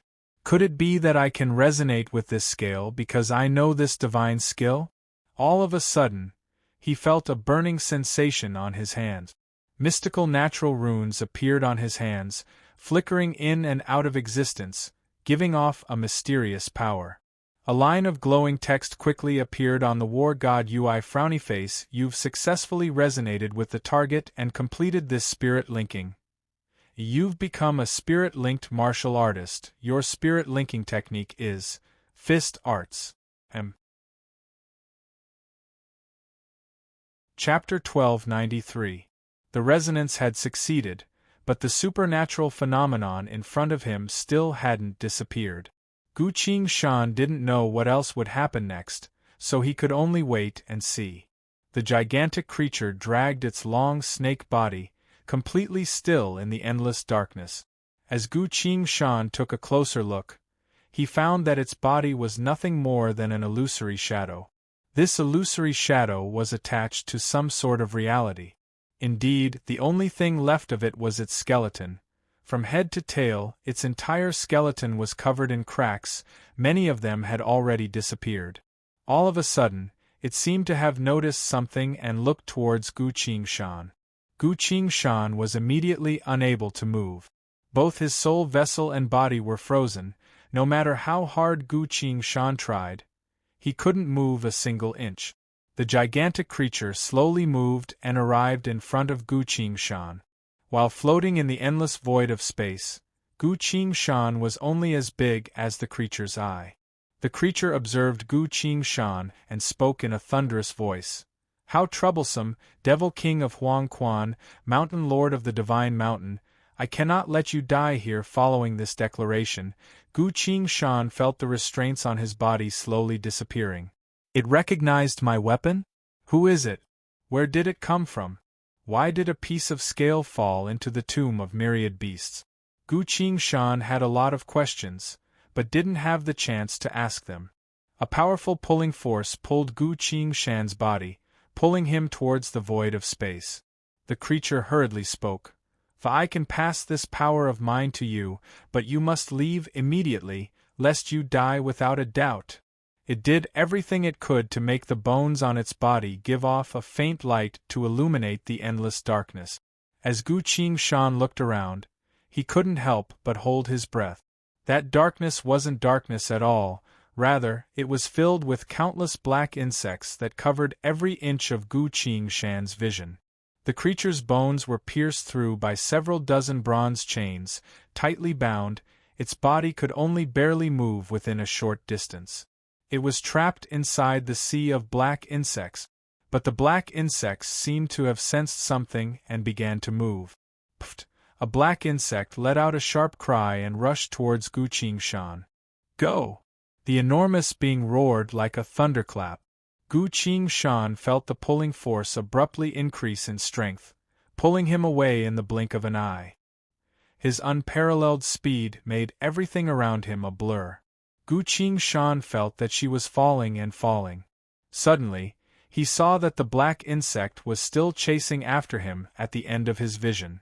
The insect had a human face, staring at Gu Qingshan. Don't try to run. For some reason, Gu Qingshan understood what he meant. Suddenly, the black insect sped up, opened its mouth full of sharp teeth, and bit towards Gu Qingshan. Gu Qingshan found that she could not move at all. Just as the insect was about to bite Gu Qingshan's head, the world turned into nothingness, disappearing in front of Gu Qingshan's eyes. Gu Qingshan abruptly opened her eyes. Her surroundings were completely silent, tranquil and peaceful. Gu Qingshan found herself still standing on the third floor of the Feiyu Tower of Babel, facing the broken piece of scale. There were no monsters, no insects, no gigantic being trapped by the bronze chains. It was as if nothing had happened at all. Thud. Gu Qingshan sat down on the ground, breathing heavily. Cold sweat was pouring down his back. No, that wasn't a false illusion. I really did almost die. I died in an irresistible teleportation. What exactly is going on? His gaze fell onto the war god Ui. Lines of glowing text hovered above the words. You've successfully resonated and completed this spirit linking. You've become a spirit-linked martial artist. Your spirit linking technique is Fist Arts. When Gu Qingshan read through these notifications again, a new line of notification appeared. Frowny face, you've obtained a spirit link through space-time. During the spirit linking process, a certain apocalypse followed you and arrived at your current location. This apocalypse's power is unparalleled, not something that the tomb of myriad beasts could fight against. Fortunately, only a single insignificant insect from the entire apocalypse followed you here. In 5 minutes, that black insect will descend upon the Eastern Desolate Grotto. Attention, the Eastern Desolate Grotto is about to fall into the apocalypse. Apocalypse? A single insect? Where the gigantic being was trapped, there were countless black insects, so if all of them came here, it might be very dangerous. But a single insect shouldn't be too much of a problem. While Gu Qingshan was thinking, a spatial fluctuation could be felt inside the Feiyu Tower of Babel. This was a spatial warp technique. Most likely the Tower of Babel had sensed that he had completed the spirit linking and was preparing to warp him out. Gu Qingshan waited for a short moment. As expected, the spatial fluctuation became stronger and stronger, and soon, Gu Qingshan was thrown out of the tower. Gu Qingshan appeared in front of the gate and smiled. Uncle Zhang, his voice suddenly stopped. A large group of people stood outside the Feather Psychic Tower. The Flying Feather Patriarch, his wife, the elders of the various clans, and the sect leaders of the various clans had all arrived. A large group of sect experts stood guard outside the Feiyu Sky-reaching tower, their expressions tense, not allowing anyone to approach. Gu Qingshan was stunned. Without waiting for him to speak, the Flying Feather Patriarch asked, "The ripples of spiritual connection came from the third layer, so did you resonate with the Flying Feather Patriarch or the scale armor?" There's no way to hide this, so Gu Qingshan casually answered. It's a scale. The crowd was in an uproar. One of the elders couldn't help but say, it must be a lie. If it was a scale armor, how could he have returned alive? Shut up! The Flying Feather Patriarch sternly shouted. At this point, he couldn't care less about his son, so he walked in front of Gu Qingshan and sternly said, "Regardless of what you saw in the resonance, don't say a single word. I only want to ask you, when you returned, did something follow you?" Gu Qingshan immediately answered. There was an insect, black, humanoid, 8-legged, extremely fast. As soon as she said this, Gu Qingshan could clearly sense everyone's expressions becoming tense. "Are you sure it was only one?" the Flying Feather Patriarch asked in a low voice. "I'm sure," Gu Qingshan answered. Gu Qingshan then saw everyone's expressions relaxing. "One should be fine," someone said. "But we don't know how destructive it is, so there might be some issues," someone else said. Everyone looked at a white-haired old man in unison. The white-haired old man continued, "That's something other than the 179 types of wicked revered. If there were more than 3 of them, the entire Eastern Desolate Grotto wouldn't be able to deal with them." Everyone went silent. "If that's the case, that scale isn't a spirit-linked item that our Eastern Desolate Grotto can handle," someone whispered. "It's fine, there was only one attack," the Flying Feather Patriarch said, then glanced at Gu Qingshan again. Gu Qingshan nodded in confirmation. "Not only did I see it, but the war god Ui also said so it shouldn't be wrong." Seeing how sure he was, everyone sighed in relief. Patriarch, we should report this to the city lord right away and make preparations, the white-haired old man suggested. Report it right away, then send our own people to assist the city lord in battle. This time, send all of our experts. Make sure to tell the city lord that any losses in battle will be borne by our Flying Feather clan, the Flying Feather Patriarch ordered. Understood. Everyone replied in unison. Streaks of light flew out from the manor, heading towards the center of the city. The Flying Feather Patriarch turned to Gu Qingshan. Chong Sui Li San, from today onwards, you can have a name, follow me. Gu Qingshan had no choice but to follow the Patriarch. The group led him to an unassuming building at a corner of the manor. The Patriarch gathered several groups of people, arranged a defensive mission, then had Gu Qingshan and a few other young men enter a secret underground room. Gu Qingshan had seen this place in young Master Zhang's memories. This was a secret room specifically used to defend against all calamities. If a calamity capable of destroying the entire eastern desolate grotto were to occur, this place would immediately activate a teleportation technique to transport everyone inside to another grotto. In other words, this was a place to preserve their lives. The door closed behind Gu Qingshan. Gu Qingshan found a place in the secret room, sat down and silently waited. At this point, 5 minutes had passed. That black insect should have arrived at the eastern desolate grotto. Boom! While he was thinking that, a deafening sound of explosions and the screeching of insects could be heard from outside. The battle had already reached its most intense stage. The sound of explosions resounded without end. Gu Qingshan sighed and lay down on the chair. It's over, I seem to have triggered something terrible. Chapter 1294. The earth trembled. Loud explosions. The screeching of insects. Trembling. Intense trembling. Even the secret room, which was reinforced with layers upon layers of spells, couldn't completely isolate these noises. Perhaps it wasn't completely isolated in the first place. Gu Qingshan lay on the chair and scanned through the room. The young people were all cowering with expressions of either reverence or fear on their faces, silently listening to the noises outside. This would be their first lesson, allowing them to gain a better understanding of the world they were currently in. Gu Qingshan sighed and pondered. I thought I was going to the Wraith Realm, but I ended up in the Tomb of Myriad Beasts. I thought that the Tomb of Myriad Beasts was about the same as the Wraith Realm, but who could have known that a single resonance and reaction would cause me to witness an apocalypse, as well as a certain entity that was trapped by the apocalypse. Compared to the Wraith Realm, this world contained even deeper secrets. Not only that, the Wraith Realm didn't have any truly powerful primordial wraith. The Tomb of Myriad Beasts also didn't have any samsara divine beasts. Those who occupied these two places were both humans. That in itself was a strange thing. Gu Qingshan clenched his fist and thought in a different direction. The situation from now on will only become more and more severe, so I need to continue growing stronger.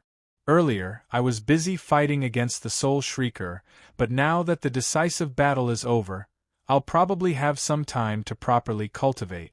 Star River Saint. This was the realm after Sumer Lord.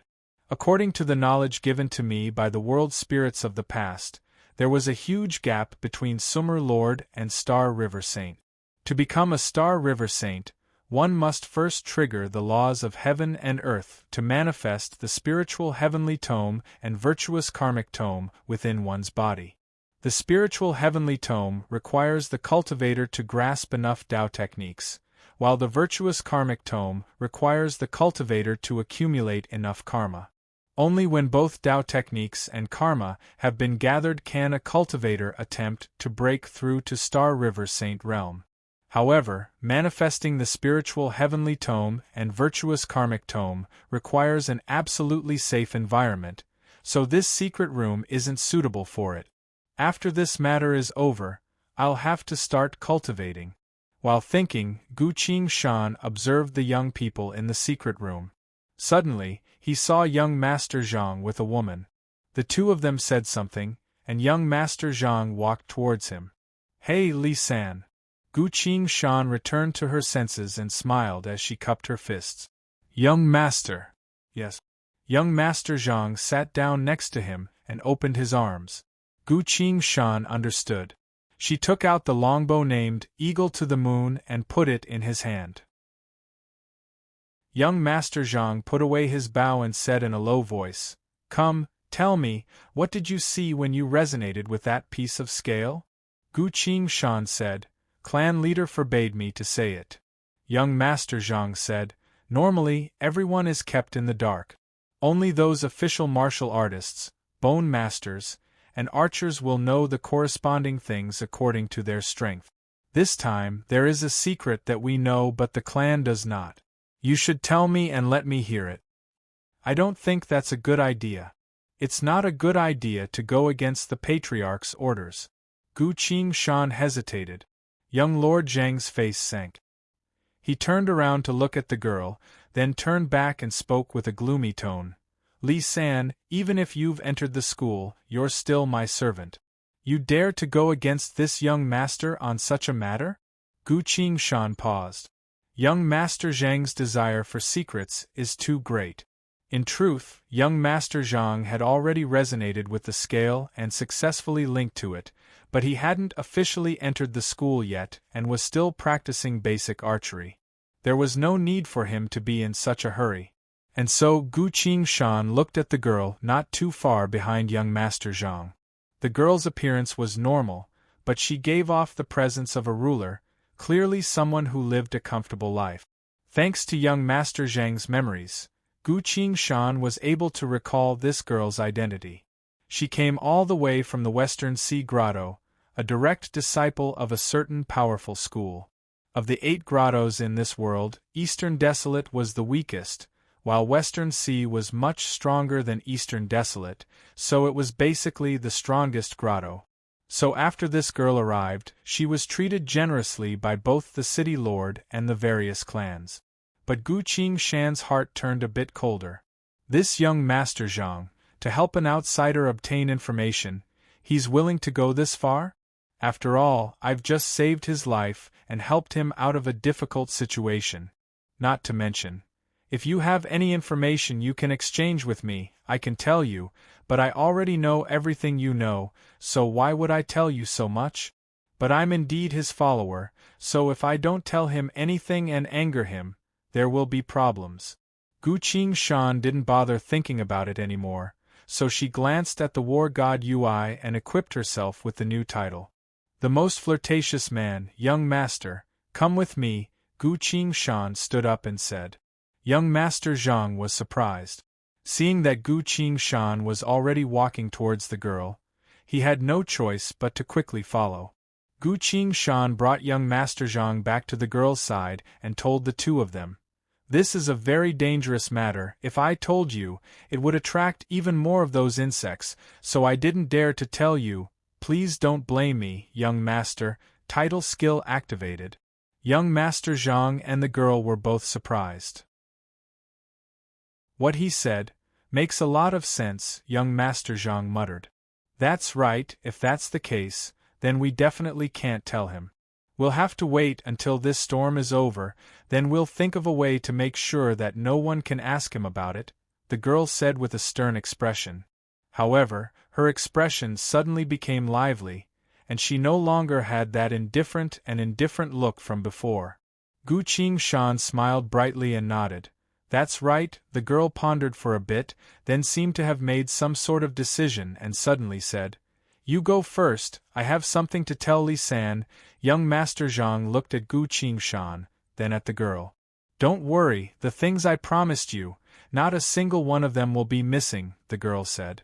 Young Master Zhang then turned around and walked away.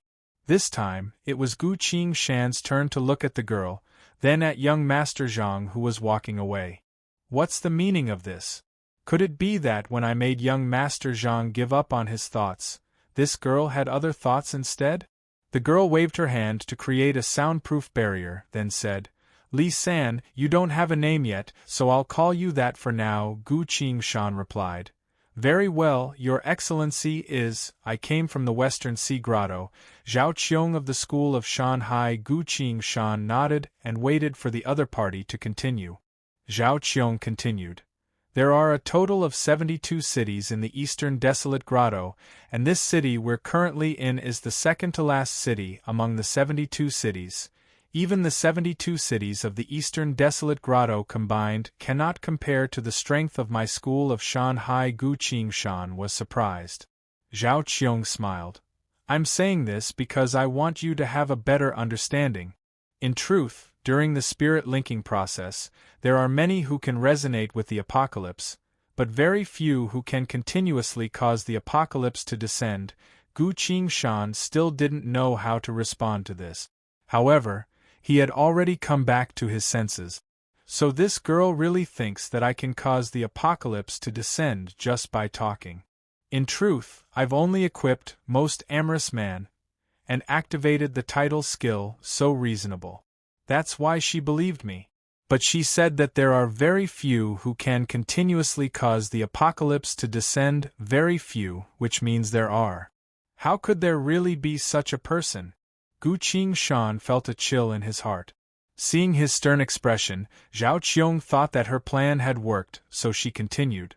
Li San, you don't actually know what kind of ability you've obtained, but if you want to use this power to control the apocalypse for yourself, there aren't many people in the entire Eastern Desolate Grotto who can help you. Li San, you need the power of our school of Shanhai. Join us. Gu Qingshan appeared hesitant, then said. But I'm about to join the school of Fei Yu. You don't need to worry about that. Since time immemorial, many people from the school of Fei Yu had attempted to resonate with that scale, but not a single one of them survived. You are the first, and also a talent that they couldn't nurture. Zhao Qiong spoke with deep meaning. Trust me, not too long from now, that scale will leave the school of Fei Yu. What do you intend to do? Gu Qingshan asked. Just buy it, after all. Paying is the simplest way, Zhao Qiong casually replied. Gu Qingshan silently clicked her tongue. This person's background and strength are both quite profound. In truth, the more developed and powerful a place is, the easier it is to obtain information and authority. Otherwise, what would be the point of me spending so much time here to become a city lord? In the entire tomb of myriad beasts, a city lord of the Eastern Desolate Grotto can't even compare to a strand of hair. Unfortunately, I can't actually cause the apocalypse. Wait a minute. It's not that I can't. Gu Qingshan's gaze fell onto the war god Ui, staring at a certain title that didn't have a buy. Starflame War God. After thinking about it for a bit, Gu Qingshan felt a bit more confident. He hesitantly said, The clan has nurtured me for so many years. Zhao Qiong cut him off. The amount of effort and money they spent on you isn't much. I can pay them 1,000 times the amount. I guarantee that they'll be begging me to take you away. Gu Qingshan froze. For some reason, he suddenly recalled Lola. Such an act. Could it be a shiny golden beast King Thai is right in front of me? Zhao Qiong observed his expression and continued. Before you make your decision, I can answer 2 of your questions, she smiled. After all, in this world of the Deep Grotto, secrets are the most valuable things, and youngsters of your age all desire to know the truth of the world. That's why, ask me anything about this world. No matter what you ask, I can answer you. Consider this as a greeting gift from me to you. Gu Qingshan no longer hesitated. He was completely confident that he hadn't revealed any of his thoughts, nor did he display any desire to obtain information. This Zhao Qiong was completely relying on her 6th sense to make a decision. What an impressive character. However, Gu Qingshan welcomed this. The Wraith Realm had already fused around 70% of the Wraith Realm fragment. How much has the Tomb of Myriad Beasts fused? Gu Qingshan's thoughts turned. No, this question is related to the secret of fusing worlds. I can't ask it. Li San is only a young master's follower from a small town in the countryside. How could he ask such a question? 1 breath, 2 breaths. Gu Qingshan quickly thought of something else. This was a very important matter, and it was also suitable for Li San to ask. Gu Qingshan appeared curious and asked, Senior Zhao, everyone says that the surface is too dangerous, so we've always been living in the deep grotto world, only able to come out at night. I want to know, what exactly is there on the surface? Zhao Qiong appeared surprised, but then felt relieved. That's right, this is something that everyone in the Tomb of Myriad Beasts has to face. This Li San is also being rash, so he doesn't know how important of a question he just asked. Zhao Qiong hesitated a bit but still answered, The reason why we can't go to the surface is because the world above is a tomb. Chapter 1295. A Tomb. There was a tomb on the ground of the Tomb of Myriad Beasts. Gu Qingshan's mind moved quickly. The entire samsara had been destroyed, this much could be confirmed. My homeworld was most likely a samsara world derived from a fragment of Huangquan. The cultivation world was most likely a fragment of the human realm. Because the cultivation world had a path to heaven specifically prepared for cultivators, even though it had been broken and could no longer be ascended. Could it be that the Tomb of Myriad Beasts was a unique fragment? Or perhaps the Tomb of Myriad Beasts itself carried some sort of secret? The key to this question is how many fragments of the animal realm were fused into the Tomb of Myriad Beasts. Gu Qingshan fell into thought. The people of the Tomb of Myriad Beasts could freely appear on the battlefield without the Wraith Realm's interference. If that's the case, the Tomb of Myriad Beasts' fusion rate shouldn't be lower than the Wraith Realm's. I'll have to wait and see. Alright, Li San, you can ask me another question, Zhao Qiong smiled and said. Gu Qingshan looked at her. Earlier, when she was standing by herself, other than young Master Zhang, no one dared to approach and talk to her. After all, her status was too high, and she had an unapproachable expression on her face. Who would have thought that she would treat me like this? Could it be that the people who can trigger the apocalypse are really that important? Gu Qingshan regained her senses and asked, Senior Zhao, why does your school of Shanhai want someone like me? Zhao Qiong generously answered, Because you can trigger the apocalypse for us to fight against, research, and come up with a way to deal with it. Seeing the confused expression on the young man's face, she couldn't help but stroke his head and continued, It can't be helped. The 8 grottos of this world are all researching how to fight against the apocalypse, but this is related to an even deeper secret. Only if you join us and become stronger would you be qualified to know this secret. The young man that Gu Qingshan was pretending to be was only 15 to 16 years old, while she was already in her 20s, so she naturally felt much older than Gu Qingshan. She had no idea what this guy had gone through. Gu Qingshan was already displeased to have her head touched, so she made a bashful expression and avoided his hand, saying, I didn't expect there to be someone who specializes in fighting against the extraterrestrial evil. Zhao Qiong replied, The true major schools are all doing this. After all, this is related to the survival of every single person in the Tomb of Myriad Beasts. She seemed to have thought of something, and her expression darkened. Seeing her like this, Gu Qingshan knows that there must be a reason. Since it concerned everyone's life and death, it was naturally not an ordinary matter. Gu Qingshan's thoughts turned, then spoke in a low voice. Senior Zhao, if you're willing to tell me why the major schools want to research the apocalypse, I'll immediately join the school of Shanhai. Zhao Qiong regained her senses and smiled. You're quite a smart kid. It seems like it wasn't a coincidence that you were able to say those words to help your young master in the meeting hall just now. Fine, I'll tell you. But once you know this secret, there's no turning back. You must join us. Gu Qingshan replied. That's a promise. Zhao Qiong appeared pleased, then mused. This is related to the tomb on the surface. Many unimaginable entities are buried within the tomb. Most of them are already dead, but a few still have lingering consciousnesses. Even in death, they are still using their remnant souls or consciousnesses to resist the apocalypse. But sometimes, the apocalypse would suddenly erupt, engulfing the entire tomb, or even seeping deep underground to reach our world. The few grotto extermination incidents in history weren't actually caused by plagues or natural disasters, but rather by the eruption of the apocalypse. Of the 8 grottos of this world, every capable school must think of a way to fight against the apocalypse, or even enter the tomb on the surface at certain times to eliminate those apocalypses.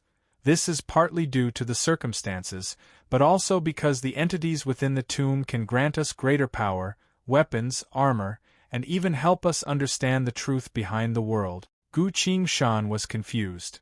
So we've always desired to know the truth. Zhao Qiong's expression became solemn and said, Li San, remember this well. Secrets are the most valuable things in the infinite worlds, accompanied by risks, but also great opportunities.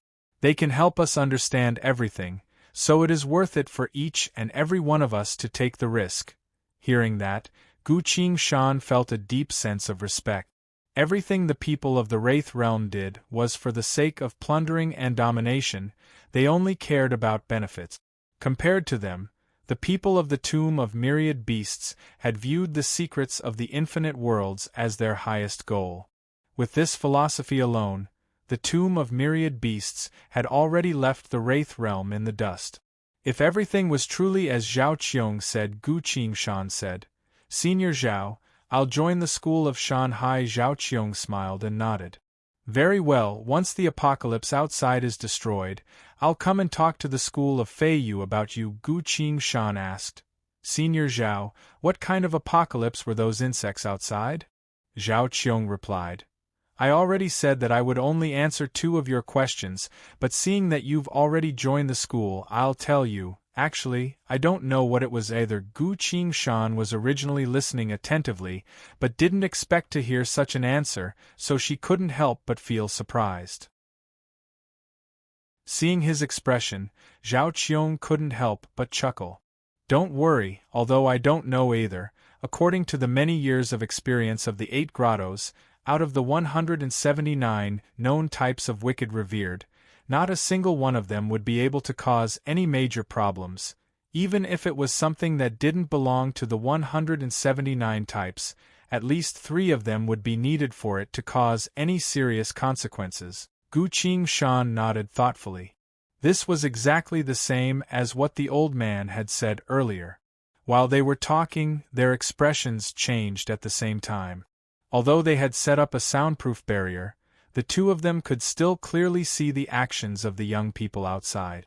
Just now, everyone had joyful expressions on their faces. Zhao Qiong waved her hand to remove the soundproof barrier.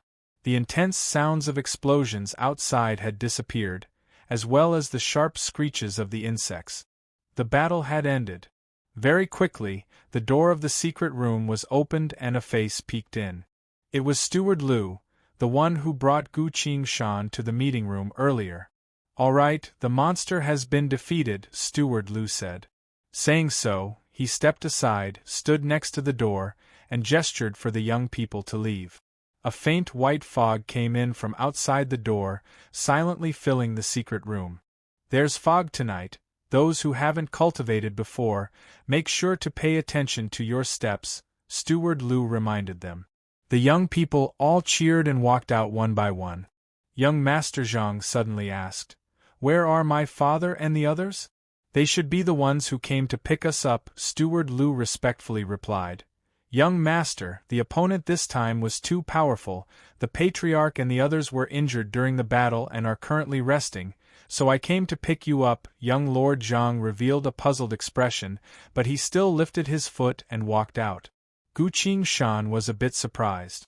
Normally speaking, the apocalypse had countless methods, some of which were powerful enough to crush everything in the world, some of which were unimaginably eerie.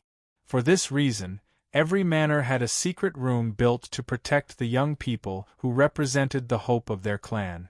Normally, the ones responsible for opening and closing the secret room were either the Patriarch or an authoritative elder. But the one who came was Steward Lu. Seems like the battle this time was quite intense. Everyone silently thought so and couldn't help but quicken their steps, wanting to see how their loved ones were doing. Seeing this, Gu Qingshan silently pondered, then whispered into Zhao Qiong's ear. Senior Zhao, how strong are you? Zhao Qiong replied. I'm not an expert in combat, but I do have a few trump cards that are probably stronger than everyone in this city.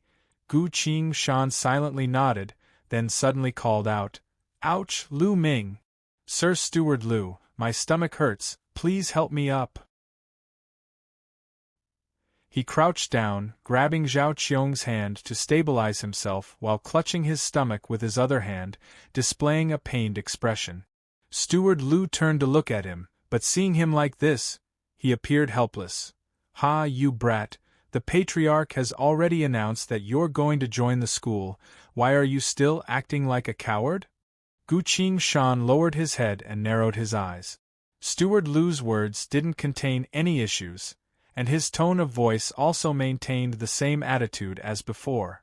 In the next second, he saw Steward Lu striding towards him and rambling, Don't worry.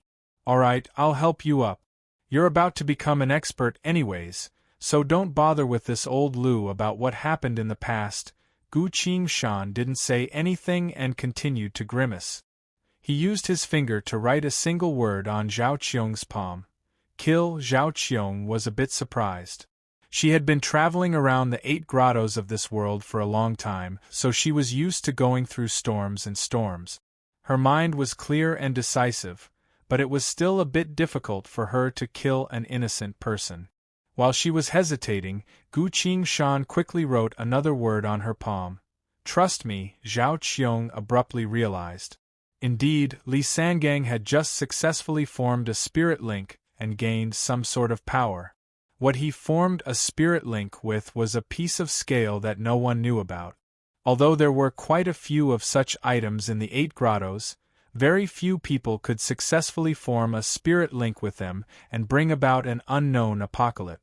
Perhaps Zhao Qiong's expression was calm, but she held Gu Qingshan's hand tightly and said, You might have eaten something bad, but don't worry, once you start cultivating, your body will no longer have this problem.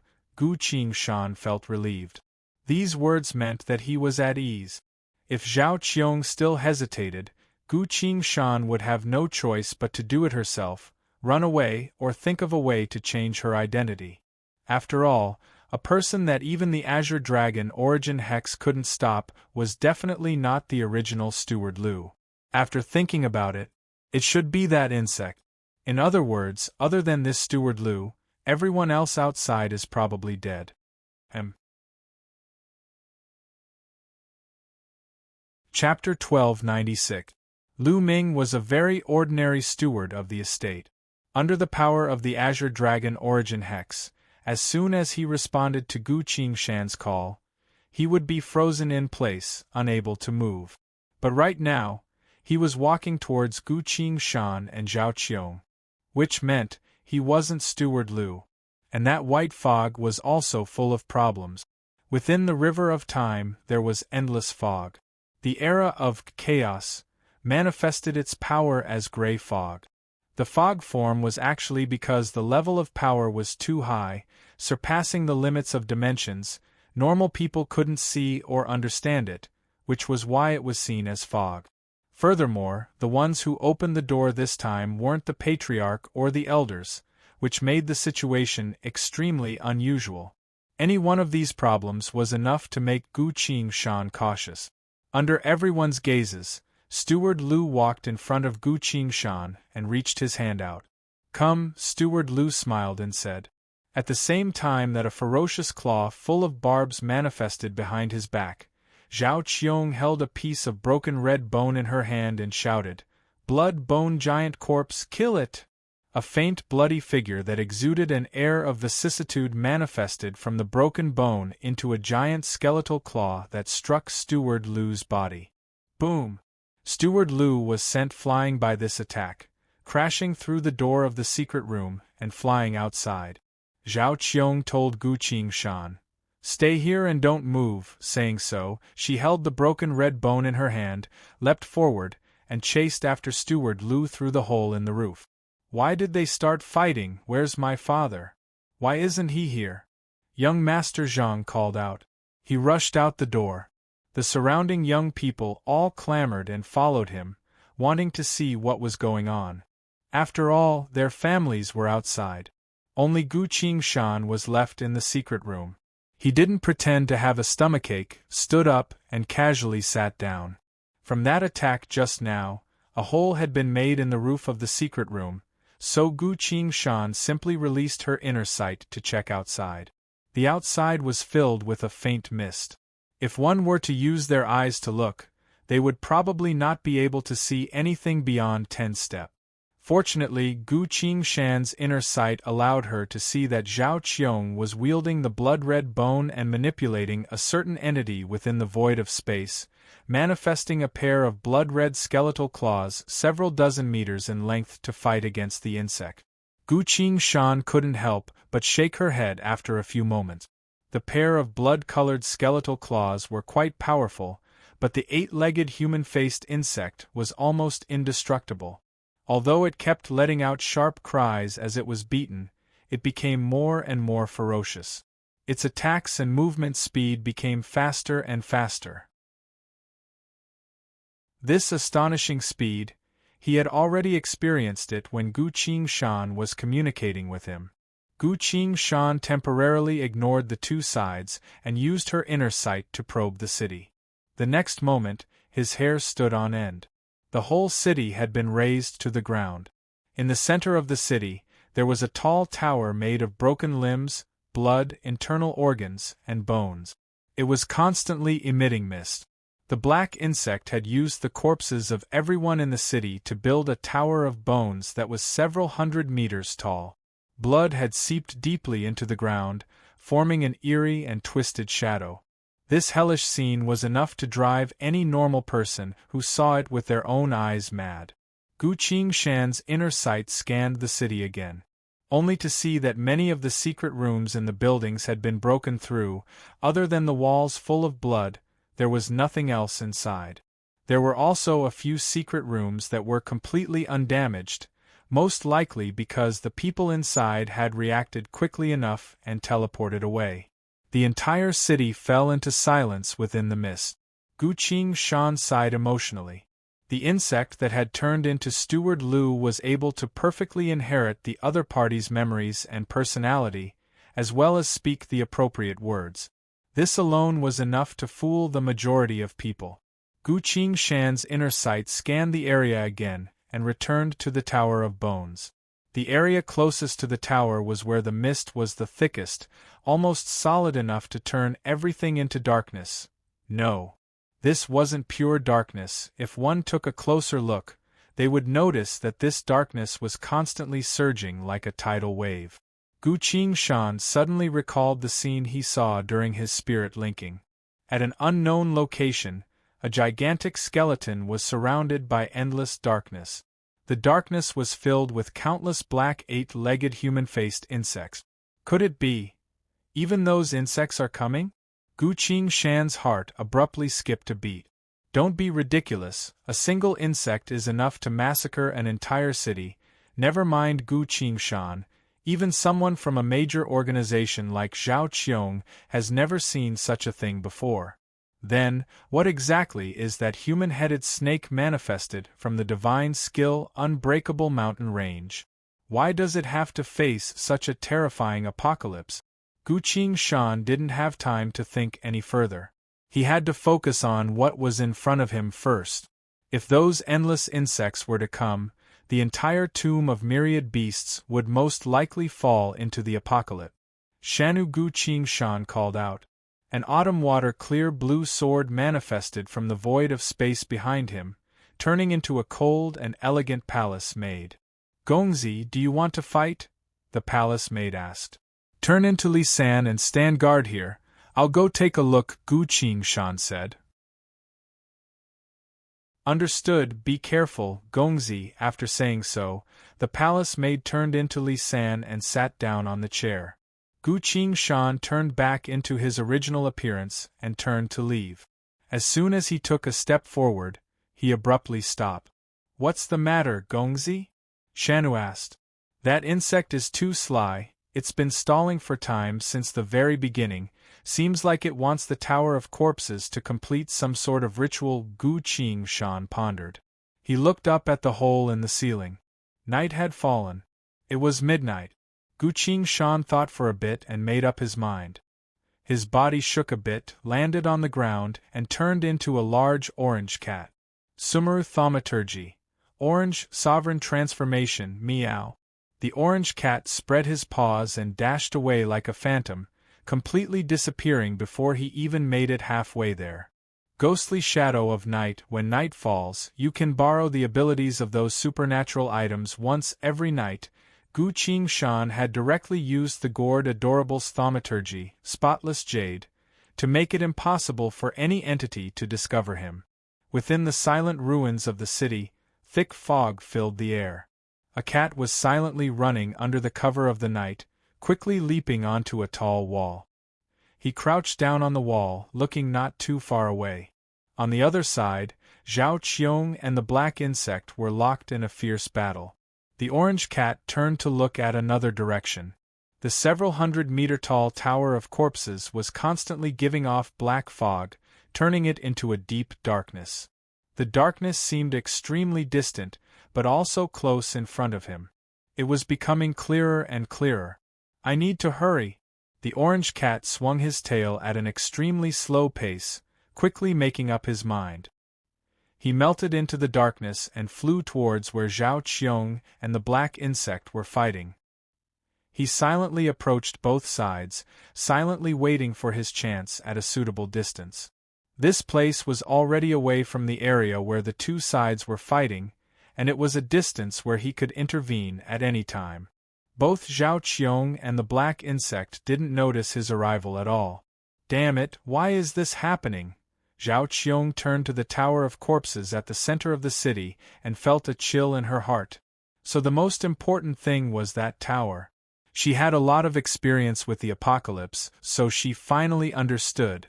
An apocalyptic monster would never do something meaningless. That tower would most likely summon something, perhaps something of the same species as this black insect, or perhaps something even more powerful than it. The eastern desolate grotto was the wilderness of countless beasts, barren and barren, with no true top-level combatants here. So even if she wanted to ask for help, she would need to spend some effort to contact the other grottos. But this black insect was too sly, as if it could understand the meaning behind every action of his little sisters. It wouldn't even give me a chance to use a technique to ask for help. Then the only way is. Zhao Qiong clenched her teeth and used her skeletal claw to attack several times in a row, forcing the black insect to retreat. Taking this chance, she turned around and attempted to rush towards the Tower of Corpses. The orange cat crouched down on one side, then abruptly opened his eyes wide. Naive. Too naive, this will definitely anger the insect. The orange cat used ground shrink to vanish and reappeared not too far in front of Zhao Qiong. It's waiting here. Although the black insect was forced to retreat, it noticed that Zhao Qiong was about to rush towards the tower and immediately uttered a high-pitched and hurried cry. It also knew that the girl in front of it had noticed that it was stalling for time. Then I won't give her a chance. From what I've seen in the past few exchanges, I can definitely kill it if I use my full strength, even if I have to pay a heavy price. The insect's body gave off a layer of black light, then twisted its body and appeared in front of Zhao Qiong. The black light abruptly began to burn intensely. The insect is going to kill. It didn't know that an orange cat was hiding in the darkness behind it. In the time it takes for a spark to fly off a piece of flint, a sword light flashed like a graceful swan. The sword pierced through the black insect's body and sliced it in half. As soon as the corpse was split apart, it had already turned into nothingness, no longer existing. Gu Qingshan wielded the earth sword and stood where the insect originally stood. He was waiting here. Then, he swung his sword. The earth sword. The sword of Earth's choice.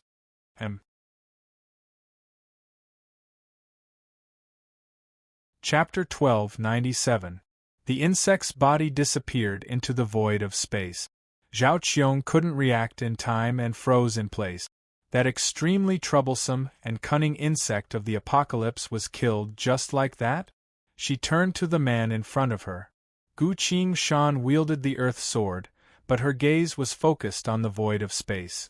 Lines of glowing text were scrolling past the war god Ui. Frowny face. You've activated Earth's Choice. Earth's Choice. Eliminate all entities. A total of 100,000 soul points were used to kill it. Attention.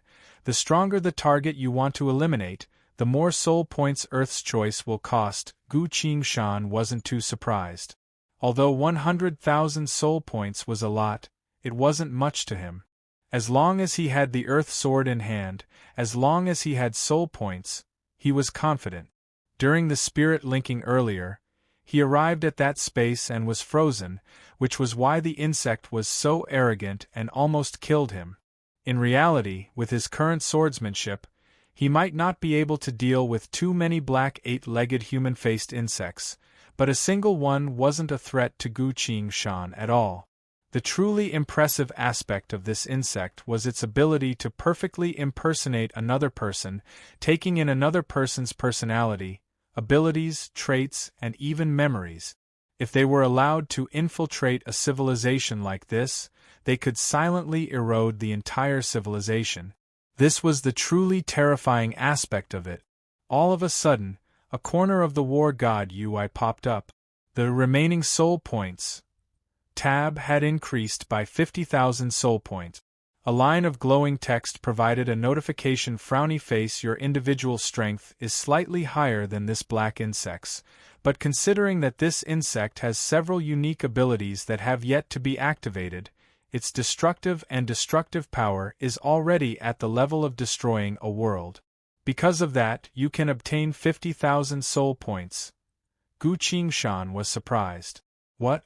How many other abilities does this insect have? It's fortunate that I used the path of the hitman to kill it in one strike without giving it a chance to display its abilities, otherwise, who knows what would have happened. Gu Qingshan sighed emotionally, her mind filled with complicated emotions.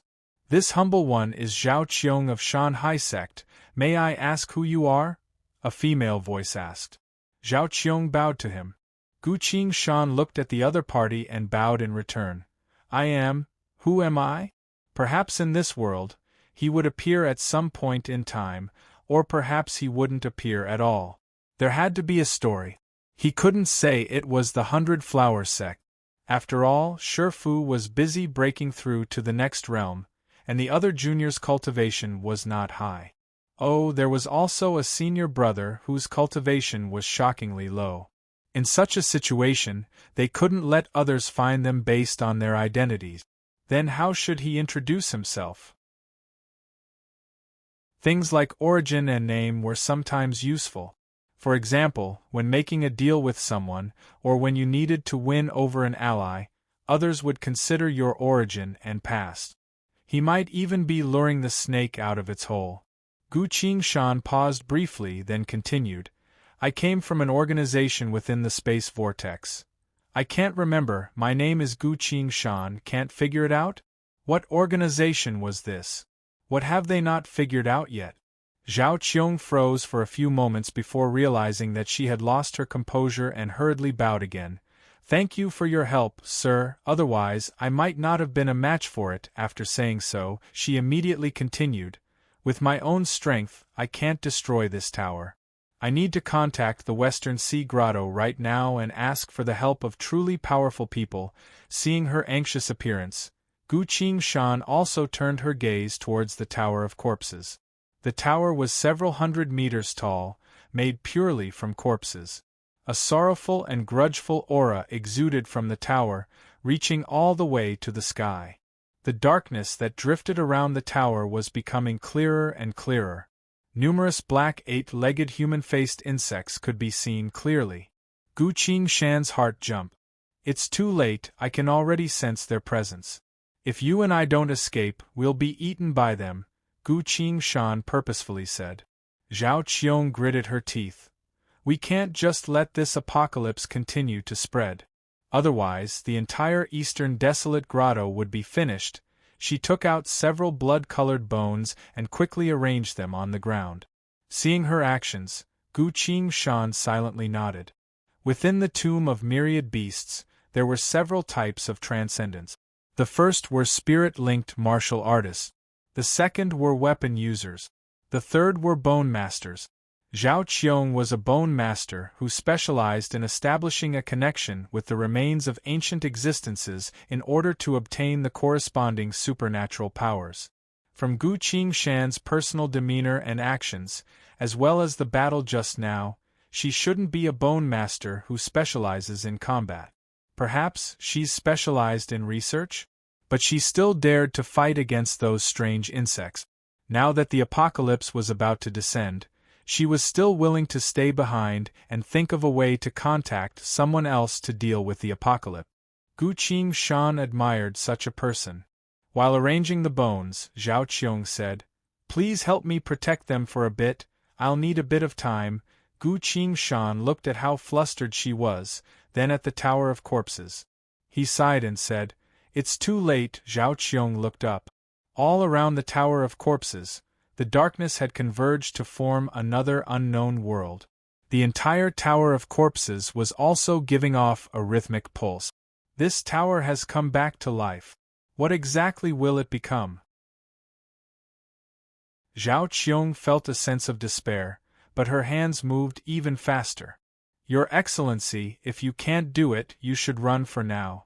I need to inform someone else about this, otherwise, if the news doesn't spread, the entire tomb of myriad beasts will fall into danger." Gu Qingshan glanced at her again. What a resolute girl! He silently praised her in his mind, then started walking towards the Tower of Corpses. "This apocalypse was brought upon by me. For the living beings of this city, this is an undeserved calamity. So I should bear the corresponding responsibility. Your Excellency, what are you doing? Be careful." Zhao Qiong noticed his actions and hurriedly reminded him. "It's nothing." While walking, Gu Qingshan replied, "I've heard of the tomb of myriad beasts before, so I came from the void. Now that I've seen you for myself, you truly are an outstanding person, not something the Wraith realm could compare to." He let go of the earth sword, allowing this ancient sword to hide behind him. A second later, Gu Qingshan's figure shot up into the sky. Zhao Qiong looked up. Is this expert swordsman really going to run? She felt a bit disappointed, but quickly felt that it was only natural. "I have a mission, but I can't let others fall into this place of death with me." That was how she consoled herself. But the situation was completely different from what she had thought. Gu Qingshan rode the wind as she flew up, then reached her hand out to grab another elegant yet sharp sword in her hand. The Heaven Sword. While flying, Gu Qingshan swung the sword. Her immense spirit energy manifested as a sword seal, manifesting boundless sword chi that spread throughout the night sky. Sword array tai. Boundless sword chi turned into a howling wind that descended from the sky, completely enveloping the entire Tower of Corpses. The tornado rose up with a loud rumble. Boundless flesh and blood were disappearing within the wind, reassembling, changing, and returning to a certain moment in the past. The Heaven Sword. The sword that carried the boundless power of the eternal abyss had fully activated chaotic flow. Zhao Qiong opened her mouth wide, watching the miraculous scene in front of her, unable to utter a single complete sentence. People dying one by one. They were being reborn. No, they weren't really being reborn, they were simply returning to a moment in the past when they were still alive. At the time, their fates of death hadn't occurred yet. They were still alive and well. Boom! The entire Tower of Corpses began to collapse, turning back into living people. This terrifying tower of flesh and blood had been turned into a tower of living people. The eerie power it once possessed had also completely disappeared. Without the support of that eerie power, the surging darkness also slowly disappeared into the void of space. The insects began to madly move, screaming noiselessly, desperately trying to break through the barrier of this world and descend upon this world. But it was useless. They were still a bit away from breaking through this world's barrier, and now that the tower had disappeared, they couldn't come over. The shadow of darkness, the strange runes on the ground, the tower of corpses and blood, everything else no longer existed. The barrier of the world closed up once again, eliminating everything. The danger was resolved.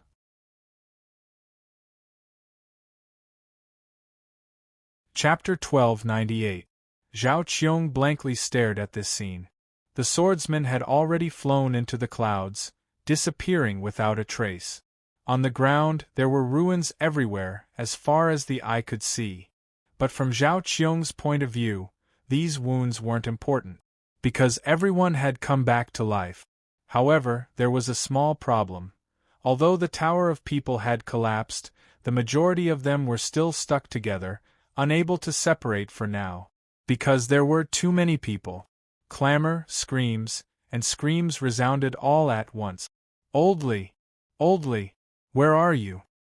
Big Brother Zhang, I'm right under your butt, Old Wang, don't purposely push me, your husband is watching, what? Don't worry, Patriarch, this humble servant has already checked, there are no threats around, If you can move your foot away from my nostrils I'll feel safer. Sorry. Who's spouting bullshit, do you have any sense of civility? The crowd was bustling and noisy, and it revealed a different type of vitality amidst the ruins. Fortunately, these humans who had been living underground for a long time, although most of them couldn't be considered combatants, they were still quite strong. The entire Tower of People was also quickly collapsing, otherwise, the people below would have already been crushed to death. Zhao Qiong froze in place, watching this without moving a muscle. She was trying her best to recall who in this underground cavern could resurrect the dead, and an entire city of people at that. Because even now, she still couldn't believe what she was seeing with her own eyes. This was something that only a god could do. Time slowly passed. Bam! Bam! Two dull noises suddenly resounded from the bones under Zhao Qiong's feet. In the blink of an eye, a dignified man with 10 blades on his back and a slender woman with a fan in her hand appeared. Zhao Qiong, is this an unknown apocalypse? The man asked in a low voice, then drew a black blade from his back. Brother, you go first, I'll prepare a bit. As the woman with the fan in her hand said so, she was already muttering something. Both of them raised their auras. And then, they froze. The man looked at the Tower of People that was slowly separating and muttered, "What's going on?" As soon as Zhao Qiong saw this pair of siblings, she calmed herself down, hurriedly bowed and reported, "Your Excellency Thousand Saints Blade Venerate, Your Excellency Painted Bones Serenity, someone saved me just now." He revived everyone. Resurrection? The two of them couldn't help but look at Zhao Qiong. Zhao Qiong explained everything that happened just now. He said his name was Gu Qingshan? Painted Bones Serenity asked. I know this person, but I've never heard of this organization called Unthinkable. Thousand Saints Blade Venerable muttered. He did say that he was someone who couldn't figure it out. Zhao Qiong nodded. Thousand Saints Blade Venerate muses. I heard that this person is the master of the twin swords Heaven and Earth, a top-level figure of the 900 million world layers. Who would have thought that he would come to our world so soon after returning from the past? So, these people were able to come back to life because of the Heaven Sword's power. Painted Bones Serenity asked. Yes. Venerable Thousand Saints nodded. Painted Bones Serenity's eyes flickered. What should we do? Those two swords are very, little sister, don't overthink it. Thousand Saints Blade Venerate glanced at his little sister and continued. In the age of old, the deity of chaos, the bygone-era magic dragon, and the indestructible giant all fought over the twin swords Heaven and Earth, only to be defeated by this human sword cultivator called Gu Qingshan and taken away the twin swords. If you believe that you can win against all three of them at once, you can try to find him. but I suggest that you use seduction, because that might be the only way for you to survive." Painted Bones Serenity froze, then unconvinced. "My power comes from—" Thousand Saints Blade Venerate cut her off. "I know that your power comes from an unimaginable entity within that tomb. In fact, we all came from the same source, but you need to understand. He pointed at the collapsing tower of people. When he didn't have the twin swords heaven and earth, he was already able to defeat 3 eternal entities from the age of old, and now that he has those 2 swords, they are the demon suppression weapons of the endless abyss, the protector of extinction, the swords of destiny, the ultimate soul artifacts that the eternal abyss specifically prepared for a certain matter. Are you sure you can win against them? Furthermore, his identity has also become a mystery. We don't even know who he is. It was only today that we found out that he belongs to an organization called Can't Think of Anything." Thousand Saints Blade Venerate patted Painted Bones Serenity's shoulder and said, "That's why you should seduce him. That way, I might have a powerful brother-in-law. If an apocalypse erupts from the tomb one day, at least you and I would have a place to seek refuge." Thousand Saints Blade Venerate then turned to Zhao Qiong. "The brat you found was able to draw an apocalypse that we've never seen before, so he could be considered a unique talent. Bring him back as soon as possible. Remember, don't let him use his abilities on the way, otherwise, it would be troublesome if he draws something else." After saying so, Thousand Saints Blade Venerate turned around and disappeared. He simply left. Painted Bones Serenity froze in place, unable to say anything for a long while. Next to her, Zhao Qiong nodded and silently thought about Li San's matter. As for what Thousand Saints Blade Venerate said about Painted Bones Serenity, Zhao Qiong looked down at her feet blankly, as if she hadn't heard what he said at all. "Humph. If there's nothing else, this old lady will be going somewhere else to play," Painted Bones Serenity angrily said, and also disappeared from where she stood. Zhao Qiong sighed. This pair of brother and sister are very strong, but they can also give off the impression that they're unreliable. Regardless, the matter has been resolved. The orange cat who was sitting next to her without anyone's sight also sighed. "I didn't think I'd be so famous." However, regarding the power of the twin swords heaven and earth, he glanced at the void of space in front of him, reading a line of glowing text. "Frowny face, you've used the heaven sword's chaotic flow. As chaotic flow struck too many targets this time, the soul points you've spent, 10 million. I really can't use it carelessly anymore." The orange cat lowered his head, appearing a bit dejected. "But no matter what, this matter is over. Once I gradually understand this world, I might be able to cooperate with these people in the fight against the apocalypse." The orange cat silently thought. He lightly touched the ground with his paw and used ground shrink. He first returned to the secret room. While Zhao Qiong was thinking about something else, she slowly made her way back. When she returned to the secret room of the school of Feiyu, Li San was already sitting blankly in a corner.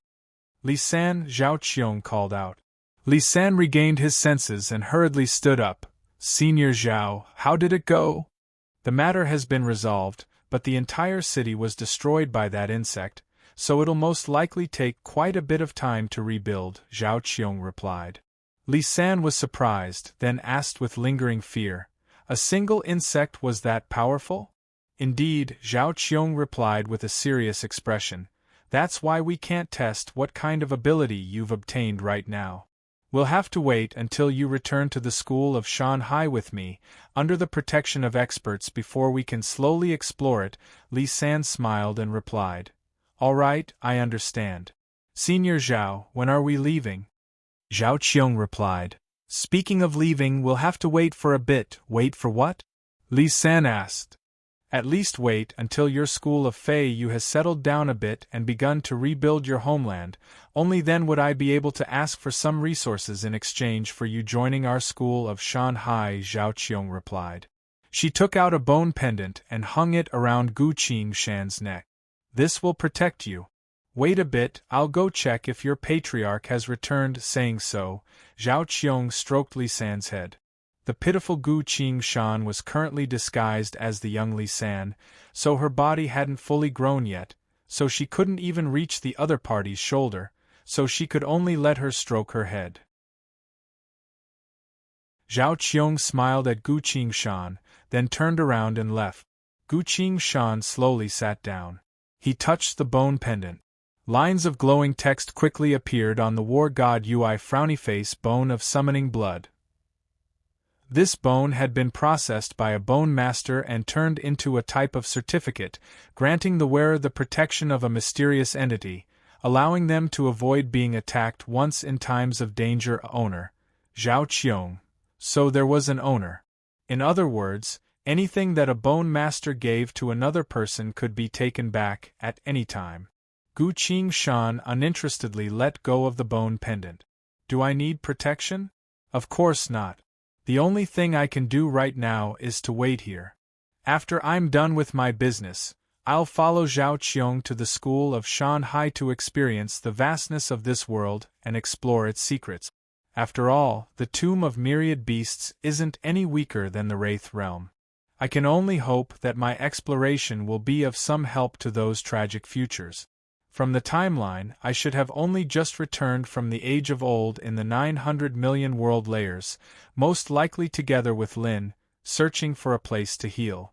Perhaps I haven't met Boss yet. Which means there's more than enough time. Then let's wait.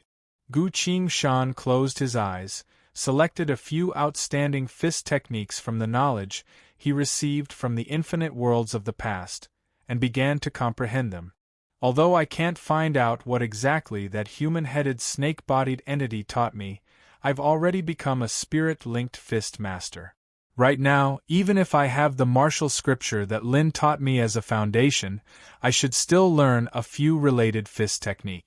At least, I have to act like it. A few moments later, Gu Qing-shan abruptly opened his eyes. No. I wouldn't have attracted the black eight-legged human-faced insects like Thousand Saints Blade Venerate and Zhao Qiong were worried about. How did I end up getting sucked into this as well? Gu Qing-shan silently felt ashamed, then released his inner sight to observe his surroundings. There was no one in the secret room, and no one outside. Right now, I can begin to search for the ability that entity passed on to me. Gu Qing-shan raised both his hands and clenched them into fists. In an instant, mysterious natural runes gradually appeared on his fists.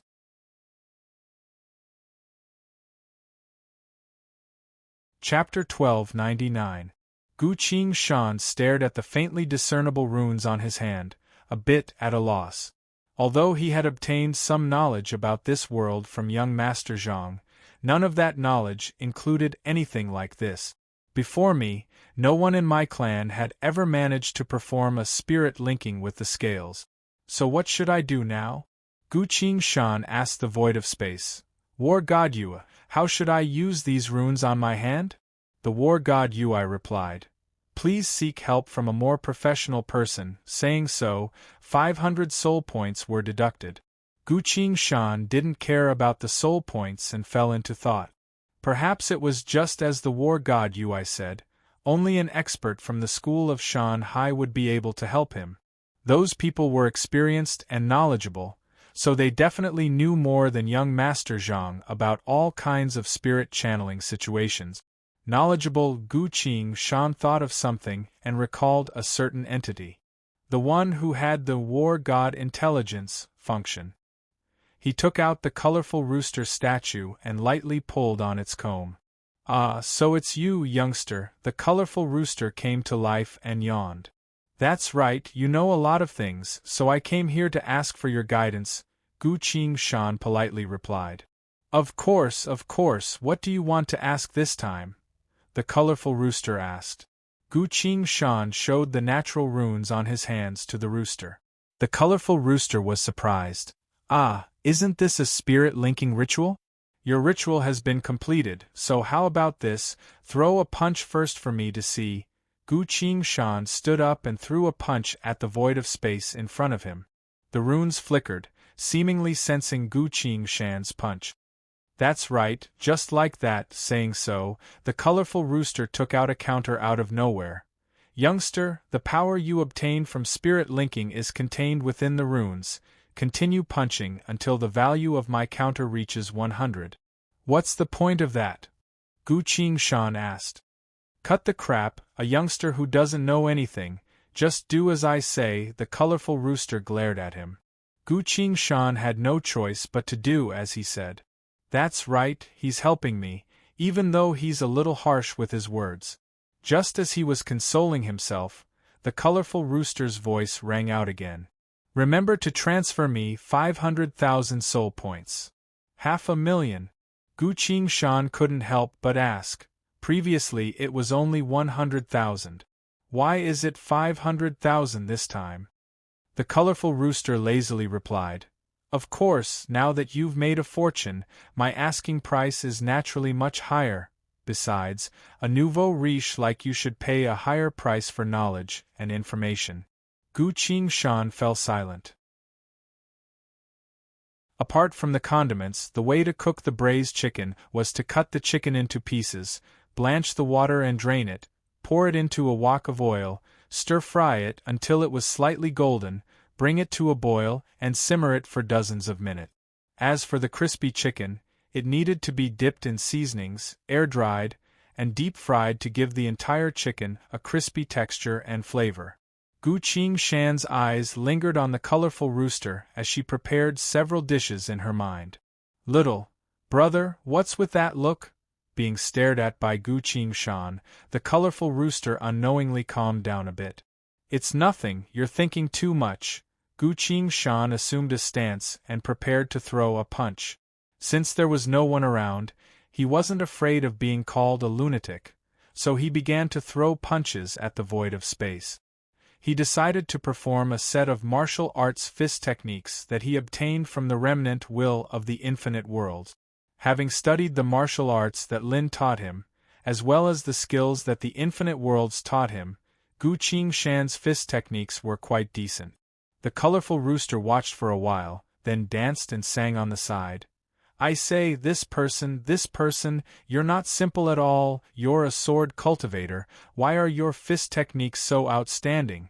Because you, your fists strike order, your feet kick chaos, you've long since released your soul, from then on, you're the only one among thousands of flowers, you're an expert in singing, dancing, fighting, you're the best in the 900 million world layers. Ah, the best, the number on the counter quickly jumped and reached 100 in the blink of an eye. Ting! The counter let out a clear chime. It's done, the rooster shouted. Gu Qingshan, there's definitely something wrong with this chicken. At this point, a line of glowing text appeared on the war god UI frowny-face. Attention, your Azure Dragon origin hex has evolved, but your Azure Dragon shadow hex has affected this chicken, so it has learned to rap. Please do not pay too much attention to this, it simply has its own stage and thoughts. As soon as Gu Qingshan read through it, his body had already begun to change, so he didn't have the time to think too much about it. A humanoid figure with a snake's body flew out from Gu Qingshan's body, circled around him twice, then entered his fists. Gu Qingshan suddenly felt intense pain from his fists. This pain came as quickly as it left. Before Gu Qingshan could even react, it had already disappeared. Gu Qingshan looked down at his fists again, only to see that the runes on his fists had completely disappeared without a trace. The lines of glowing text continued to appear on the war god UI frowny-face. You've permanently lost the divine skill, Unbreakable Mountain Range, using it to activate the inherited power of your fists. You've obtained the first spirit-linked fist technique, Inch Desolation, Fist of Destruction, shatter all of the enemy's defensive techniques. This punch is guaranteed to hit activation requirement. Your first punch must hit the target in order to activate this spirit-linked fist technique. Attention! As you progress on the path of fist techniques, you will gradually awaken all of your inherited spirit-linked fist techniques. Please continue to work hard. Gu Qingshan quickly skimmed through. Shatter all defensive techniques with a single punch? This is a very valuable fist technique, but the activation requirement is to hit the target first. Gu Qingshan thought of something. He recalled another fist technique that he knew. Martial thaumaturgy, divine skill Skyfall was Skyfall, an attack that contains 30 times the power, shattering the sky and splitting the earth, guaranteed to hit alright. If I want my first punch to hit the target, I'll just use Skyfall, Gu Qingshan thought. I have the Azure Dragon Origin Hex, the divine skill Skyfall, and now I've even inherited the spirit-linked fist technique, Inch Desolation. Hex immobilizes the target, Skyfall is guaranteed to hit, Inch Desolation can shatter all defensive technique. At this rate, wouldn't I become a true fist master? Suddenly, he sensed something, put the colorful rooster that had fallen asleep back into his thought sea, and looked at the door of the secret room. The Patriarch and Zhao Qiong were leading a large group of people in. The Patriarch had an indescribably complicated expression on his face. The elders and clan heads behind him also had the same expression. They were all looking at Gu Qingshan. Such a child actually managed to gain the favor of the school of Shanhai. This was a rare opportunity even in the entire eastern desolate grotto. Li San, I ask you, are you willing to join the school of Shanhai to cultivate? The Patriarch asked directly. Sir Patriarch, my lifelong wish is to serve the clan, Gu Qingshan emotionally replied. The Patriarch froze. This child, what do you want me to say? Am I supposed to say that I've received enough wealth to rebuild the clan, so I'm going to sell you off? The Patriarch opened his mouth, then hesitantly said, the school of Shanhai is a decent place, you should properly cultivate there. I hope that one day, when you return, you'll be able to serve the clan well with that.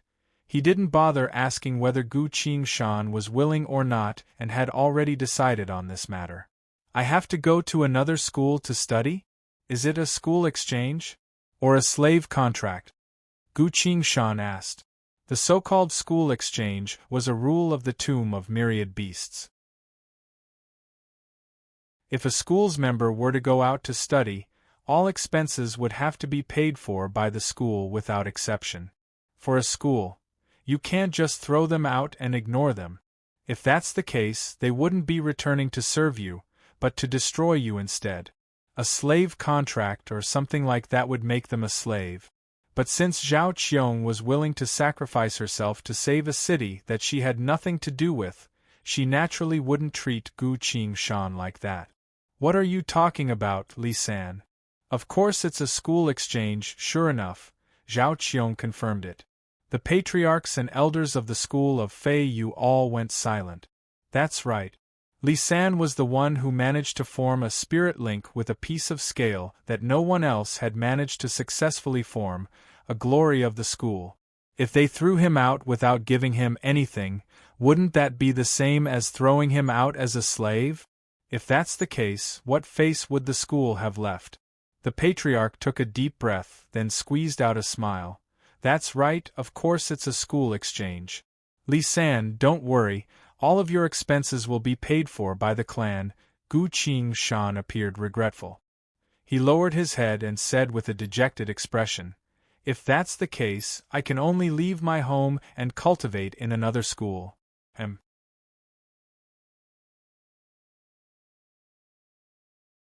Chapter 1300. The Barren Canal. The Dock.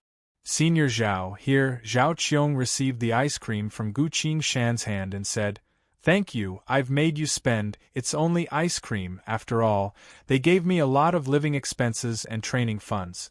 Not to mention, Senior Zhao is 100 times richer than I am. Gu Qingshan ate the ice cream in her hand and mumbled. Zhao Qiong shook her head. Whether it's for you or for that piece of scale, both were paid in advance from the school of Shanhai. I have to report and prove that the money was well spent when I return. In truth, I don't have that much money myself, is that so? Then I'll be the one to treat you to ice cream from now on. Gu Qingshan acted like a nouveau riche. Zhao Qiong smiled.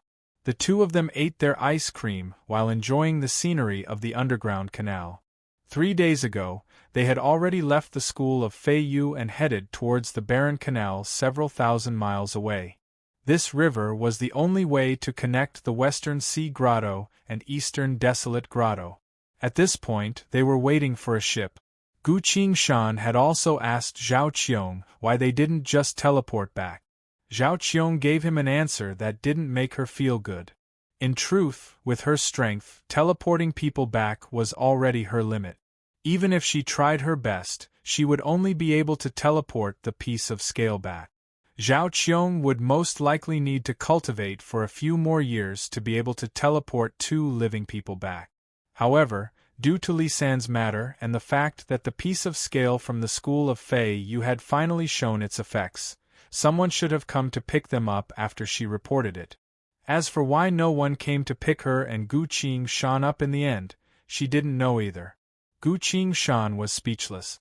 After eating the ice cream for a while, Gu Qingshan couldn't help but ask, "Senior Zhao, what exactly are you responsible for in the school of Shanhai?" Zhao Qiong replied, "I'm a scripture writer. I've obtained the highest authority to record bones, specifically traveling the 8 grottos of this world in search of and research bones, recording their types, characteristics, and abilities." Gu Qingshan nodded and said, "It sounds interesting, but it should be very tiring. Although it's hard, it's also very meaningful." Zhao Qiong smiled and said, "There are too many different types of bones, each of them with a wide variety of different types, as well as various types of spirit linking powers. That's why I want to clearly understand the power of all bones and compile a bone scripture for future generations of bone masters." Sister Zhao's ambition is quite impressive. Gu Qingshan praised. Without a doubt, Zhao Qiong could be considered a high-level researcher in the technological world. Then, apart from the researchers, what were the other people in the School of Mountains Sea responsible for? For example, that sword saint and that woman. This pair of brother and sister exuded the aura of Jianghu. One look and you could tell that they weren't cut out for research. Li San. While Gu Qingshan was thinking, Zhao Qiong called out to him, You should have a name now. When you enter the sect, it will sound better." Let me think." Gu Qingshan thought for a few moments, then couldn't help but become serious. "I'm very useless when it comes to naming myself. It's already strange enough that the organization's name is can't think of it, so I'll have to think of a name for myself." Sister Zhao, I can't think of anything, just call me Li San, it sounds a bit more intimate," Gu Qingshan said in a pained tone. Suddenly, a female voice resounded from next to them, "How lazy. You're just a kid, why didn't you seriously think of a name?" The two of them turned to look. A woman with a fan in her hand was sitting on the chair behind them, looking very lazy. Zhao Qiong was shocked and hurriedly stood up to greet her. "Your Excellency Painted Bones Serenity, I didn't notice your presence, my apologies."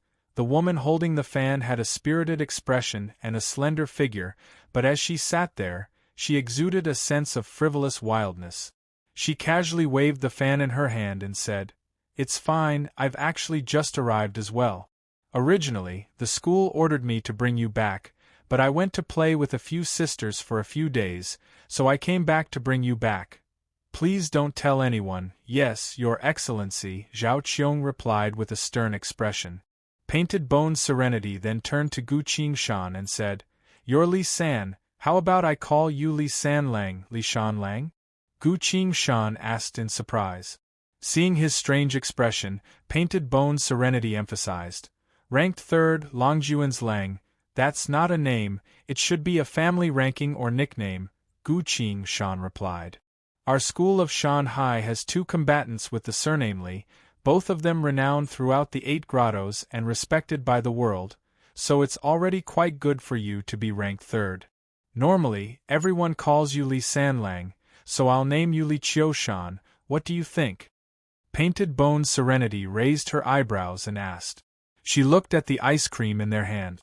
She had actually arrived a long time ago, watching from afar as Gu Qingshan went to buy some ice cream and gave it to Zhao Qiong, then heard their conversation. She even went to investigate the school of Fei Yu's young master Zhang, and learned the details. Who would have thought that this Lee San had witnessed the war between the wraiths and monsters?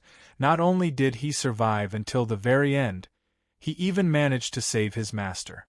More importantly, his spirit link scale had already been sent back, causing a huge commotion. There were countless spirit-linked artifacts scattered throughout the 8 grottos of the world from the Great Tomb, so no one could imagine that a piece of scale from a backwater village would trigger an unprecedented apocalypse. That piece of scale had already been tested many times, each time the result was shocking. Some even said that the school of Shanghai would finally welcome a spirit-linked fist saint after a few dozen years. That is, if this brat doesn't die prematurely. After learning about this, Painted Bone's Serenity became even more cautious and observed him from afar for a while. For the past few days, this brat had been cooking tea and serving Zhao Qiong with utmost care. Not a single part of him was lacking in propriety, and was pleasing to the eye. It wasn't until now that Painted Bone's Serenity suddenly had a thought and came up to meet him. Zhao Qiong naturally didn't know anything about it and simply kept signaling Gu Qingshan with her eyes. Gu Qingshan understood. In truth, he didn't really care about an alias, so after receiving Zhao Qiong's hint, he said, "Then I'll be called Li Qiushan," Painted Bone's Serenity replied. "That's more like it. Wait here, there's a recorded apocalypse 700 miles to the south. I'll deal with it first, then we'll leave." After saying so, with a "ho," she disappeared. Zhao Qiong sighed in relief and appeared happy. Li Sanlang, congratulations," Gu Qingshan asked. "Senior Zhao, what's the matter?" Zhao Qiong quickly explained. "Our school of Shanghai has 2 combatants with the surname Li, namely Thousand Saints Blade Venerate Li Chun Dao and Painted Bone's Serenity, Li Qiu Yu. The fact that she took a liking to you and named you Li Qiushan means that she holds you in high regard." Zhao Qiong held his hand and spoke happily for him. "Don't worry, although the 2 siblings are sometimes aloof, they are extremely loyal and have never harbored any ill intentions. Both of them are heroes that we all look up to. You need to cultivate well from now on, don't waste this opportunity." Hearing that, Gu Qingshan froze. Why did she take a liking to me? It's probably because of that scale. However, according to Zhao Qiong, these 2 people are a bit aloof, and from what I've seen of them, they're also the type of people who do things according to their nature. Their statuses are also very high, so they wouldn't try to curry favor with a young man who hasn't matured yet just because of a scale. Thinking about it, the reason why no one from the school had contacted Zhao Qiong during this period of time was most likely because that Painted Bone's Serenity, Li Qiu Yu, had been secretly observing me. I'm just a young man without a wife. Why would she take a liking to me? Gu Qingshan was a bit confused. In truth, he didn't know that he had gone through countless trials and tribulations in his life. Never mind fighting in battle, even his words and actions, his cooking, his actions were all different from the norm. Even if he was pretending to be a 14 to 15-year-old young man and had a natural acting skill, this foundation would always inadvertently leak out, unable to be explained or explained clearly, which would make anyone who saw him feel that he was outstanding. This was the reason why Painted Bone's Serenity was interested in him. You're tuning in to the Phoenix Knights YouTube channel. Don't forget to subscribe and join us on this journey to catch the most captivating stories.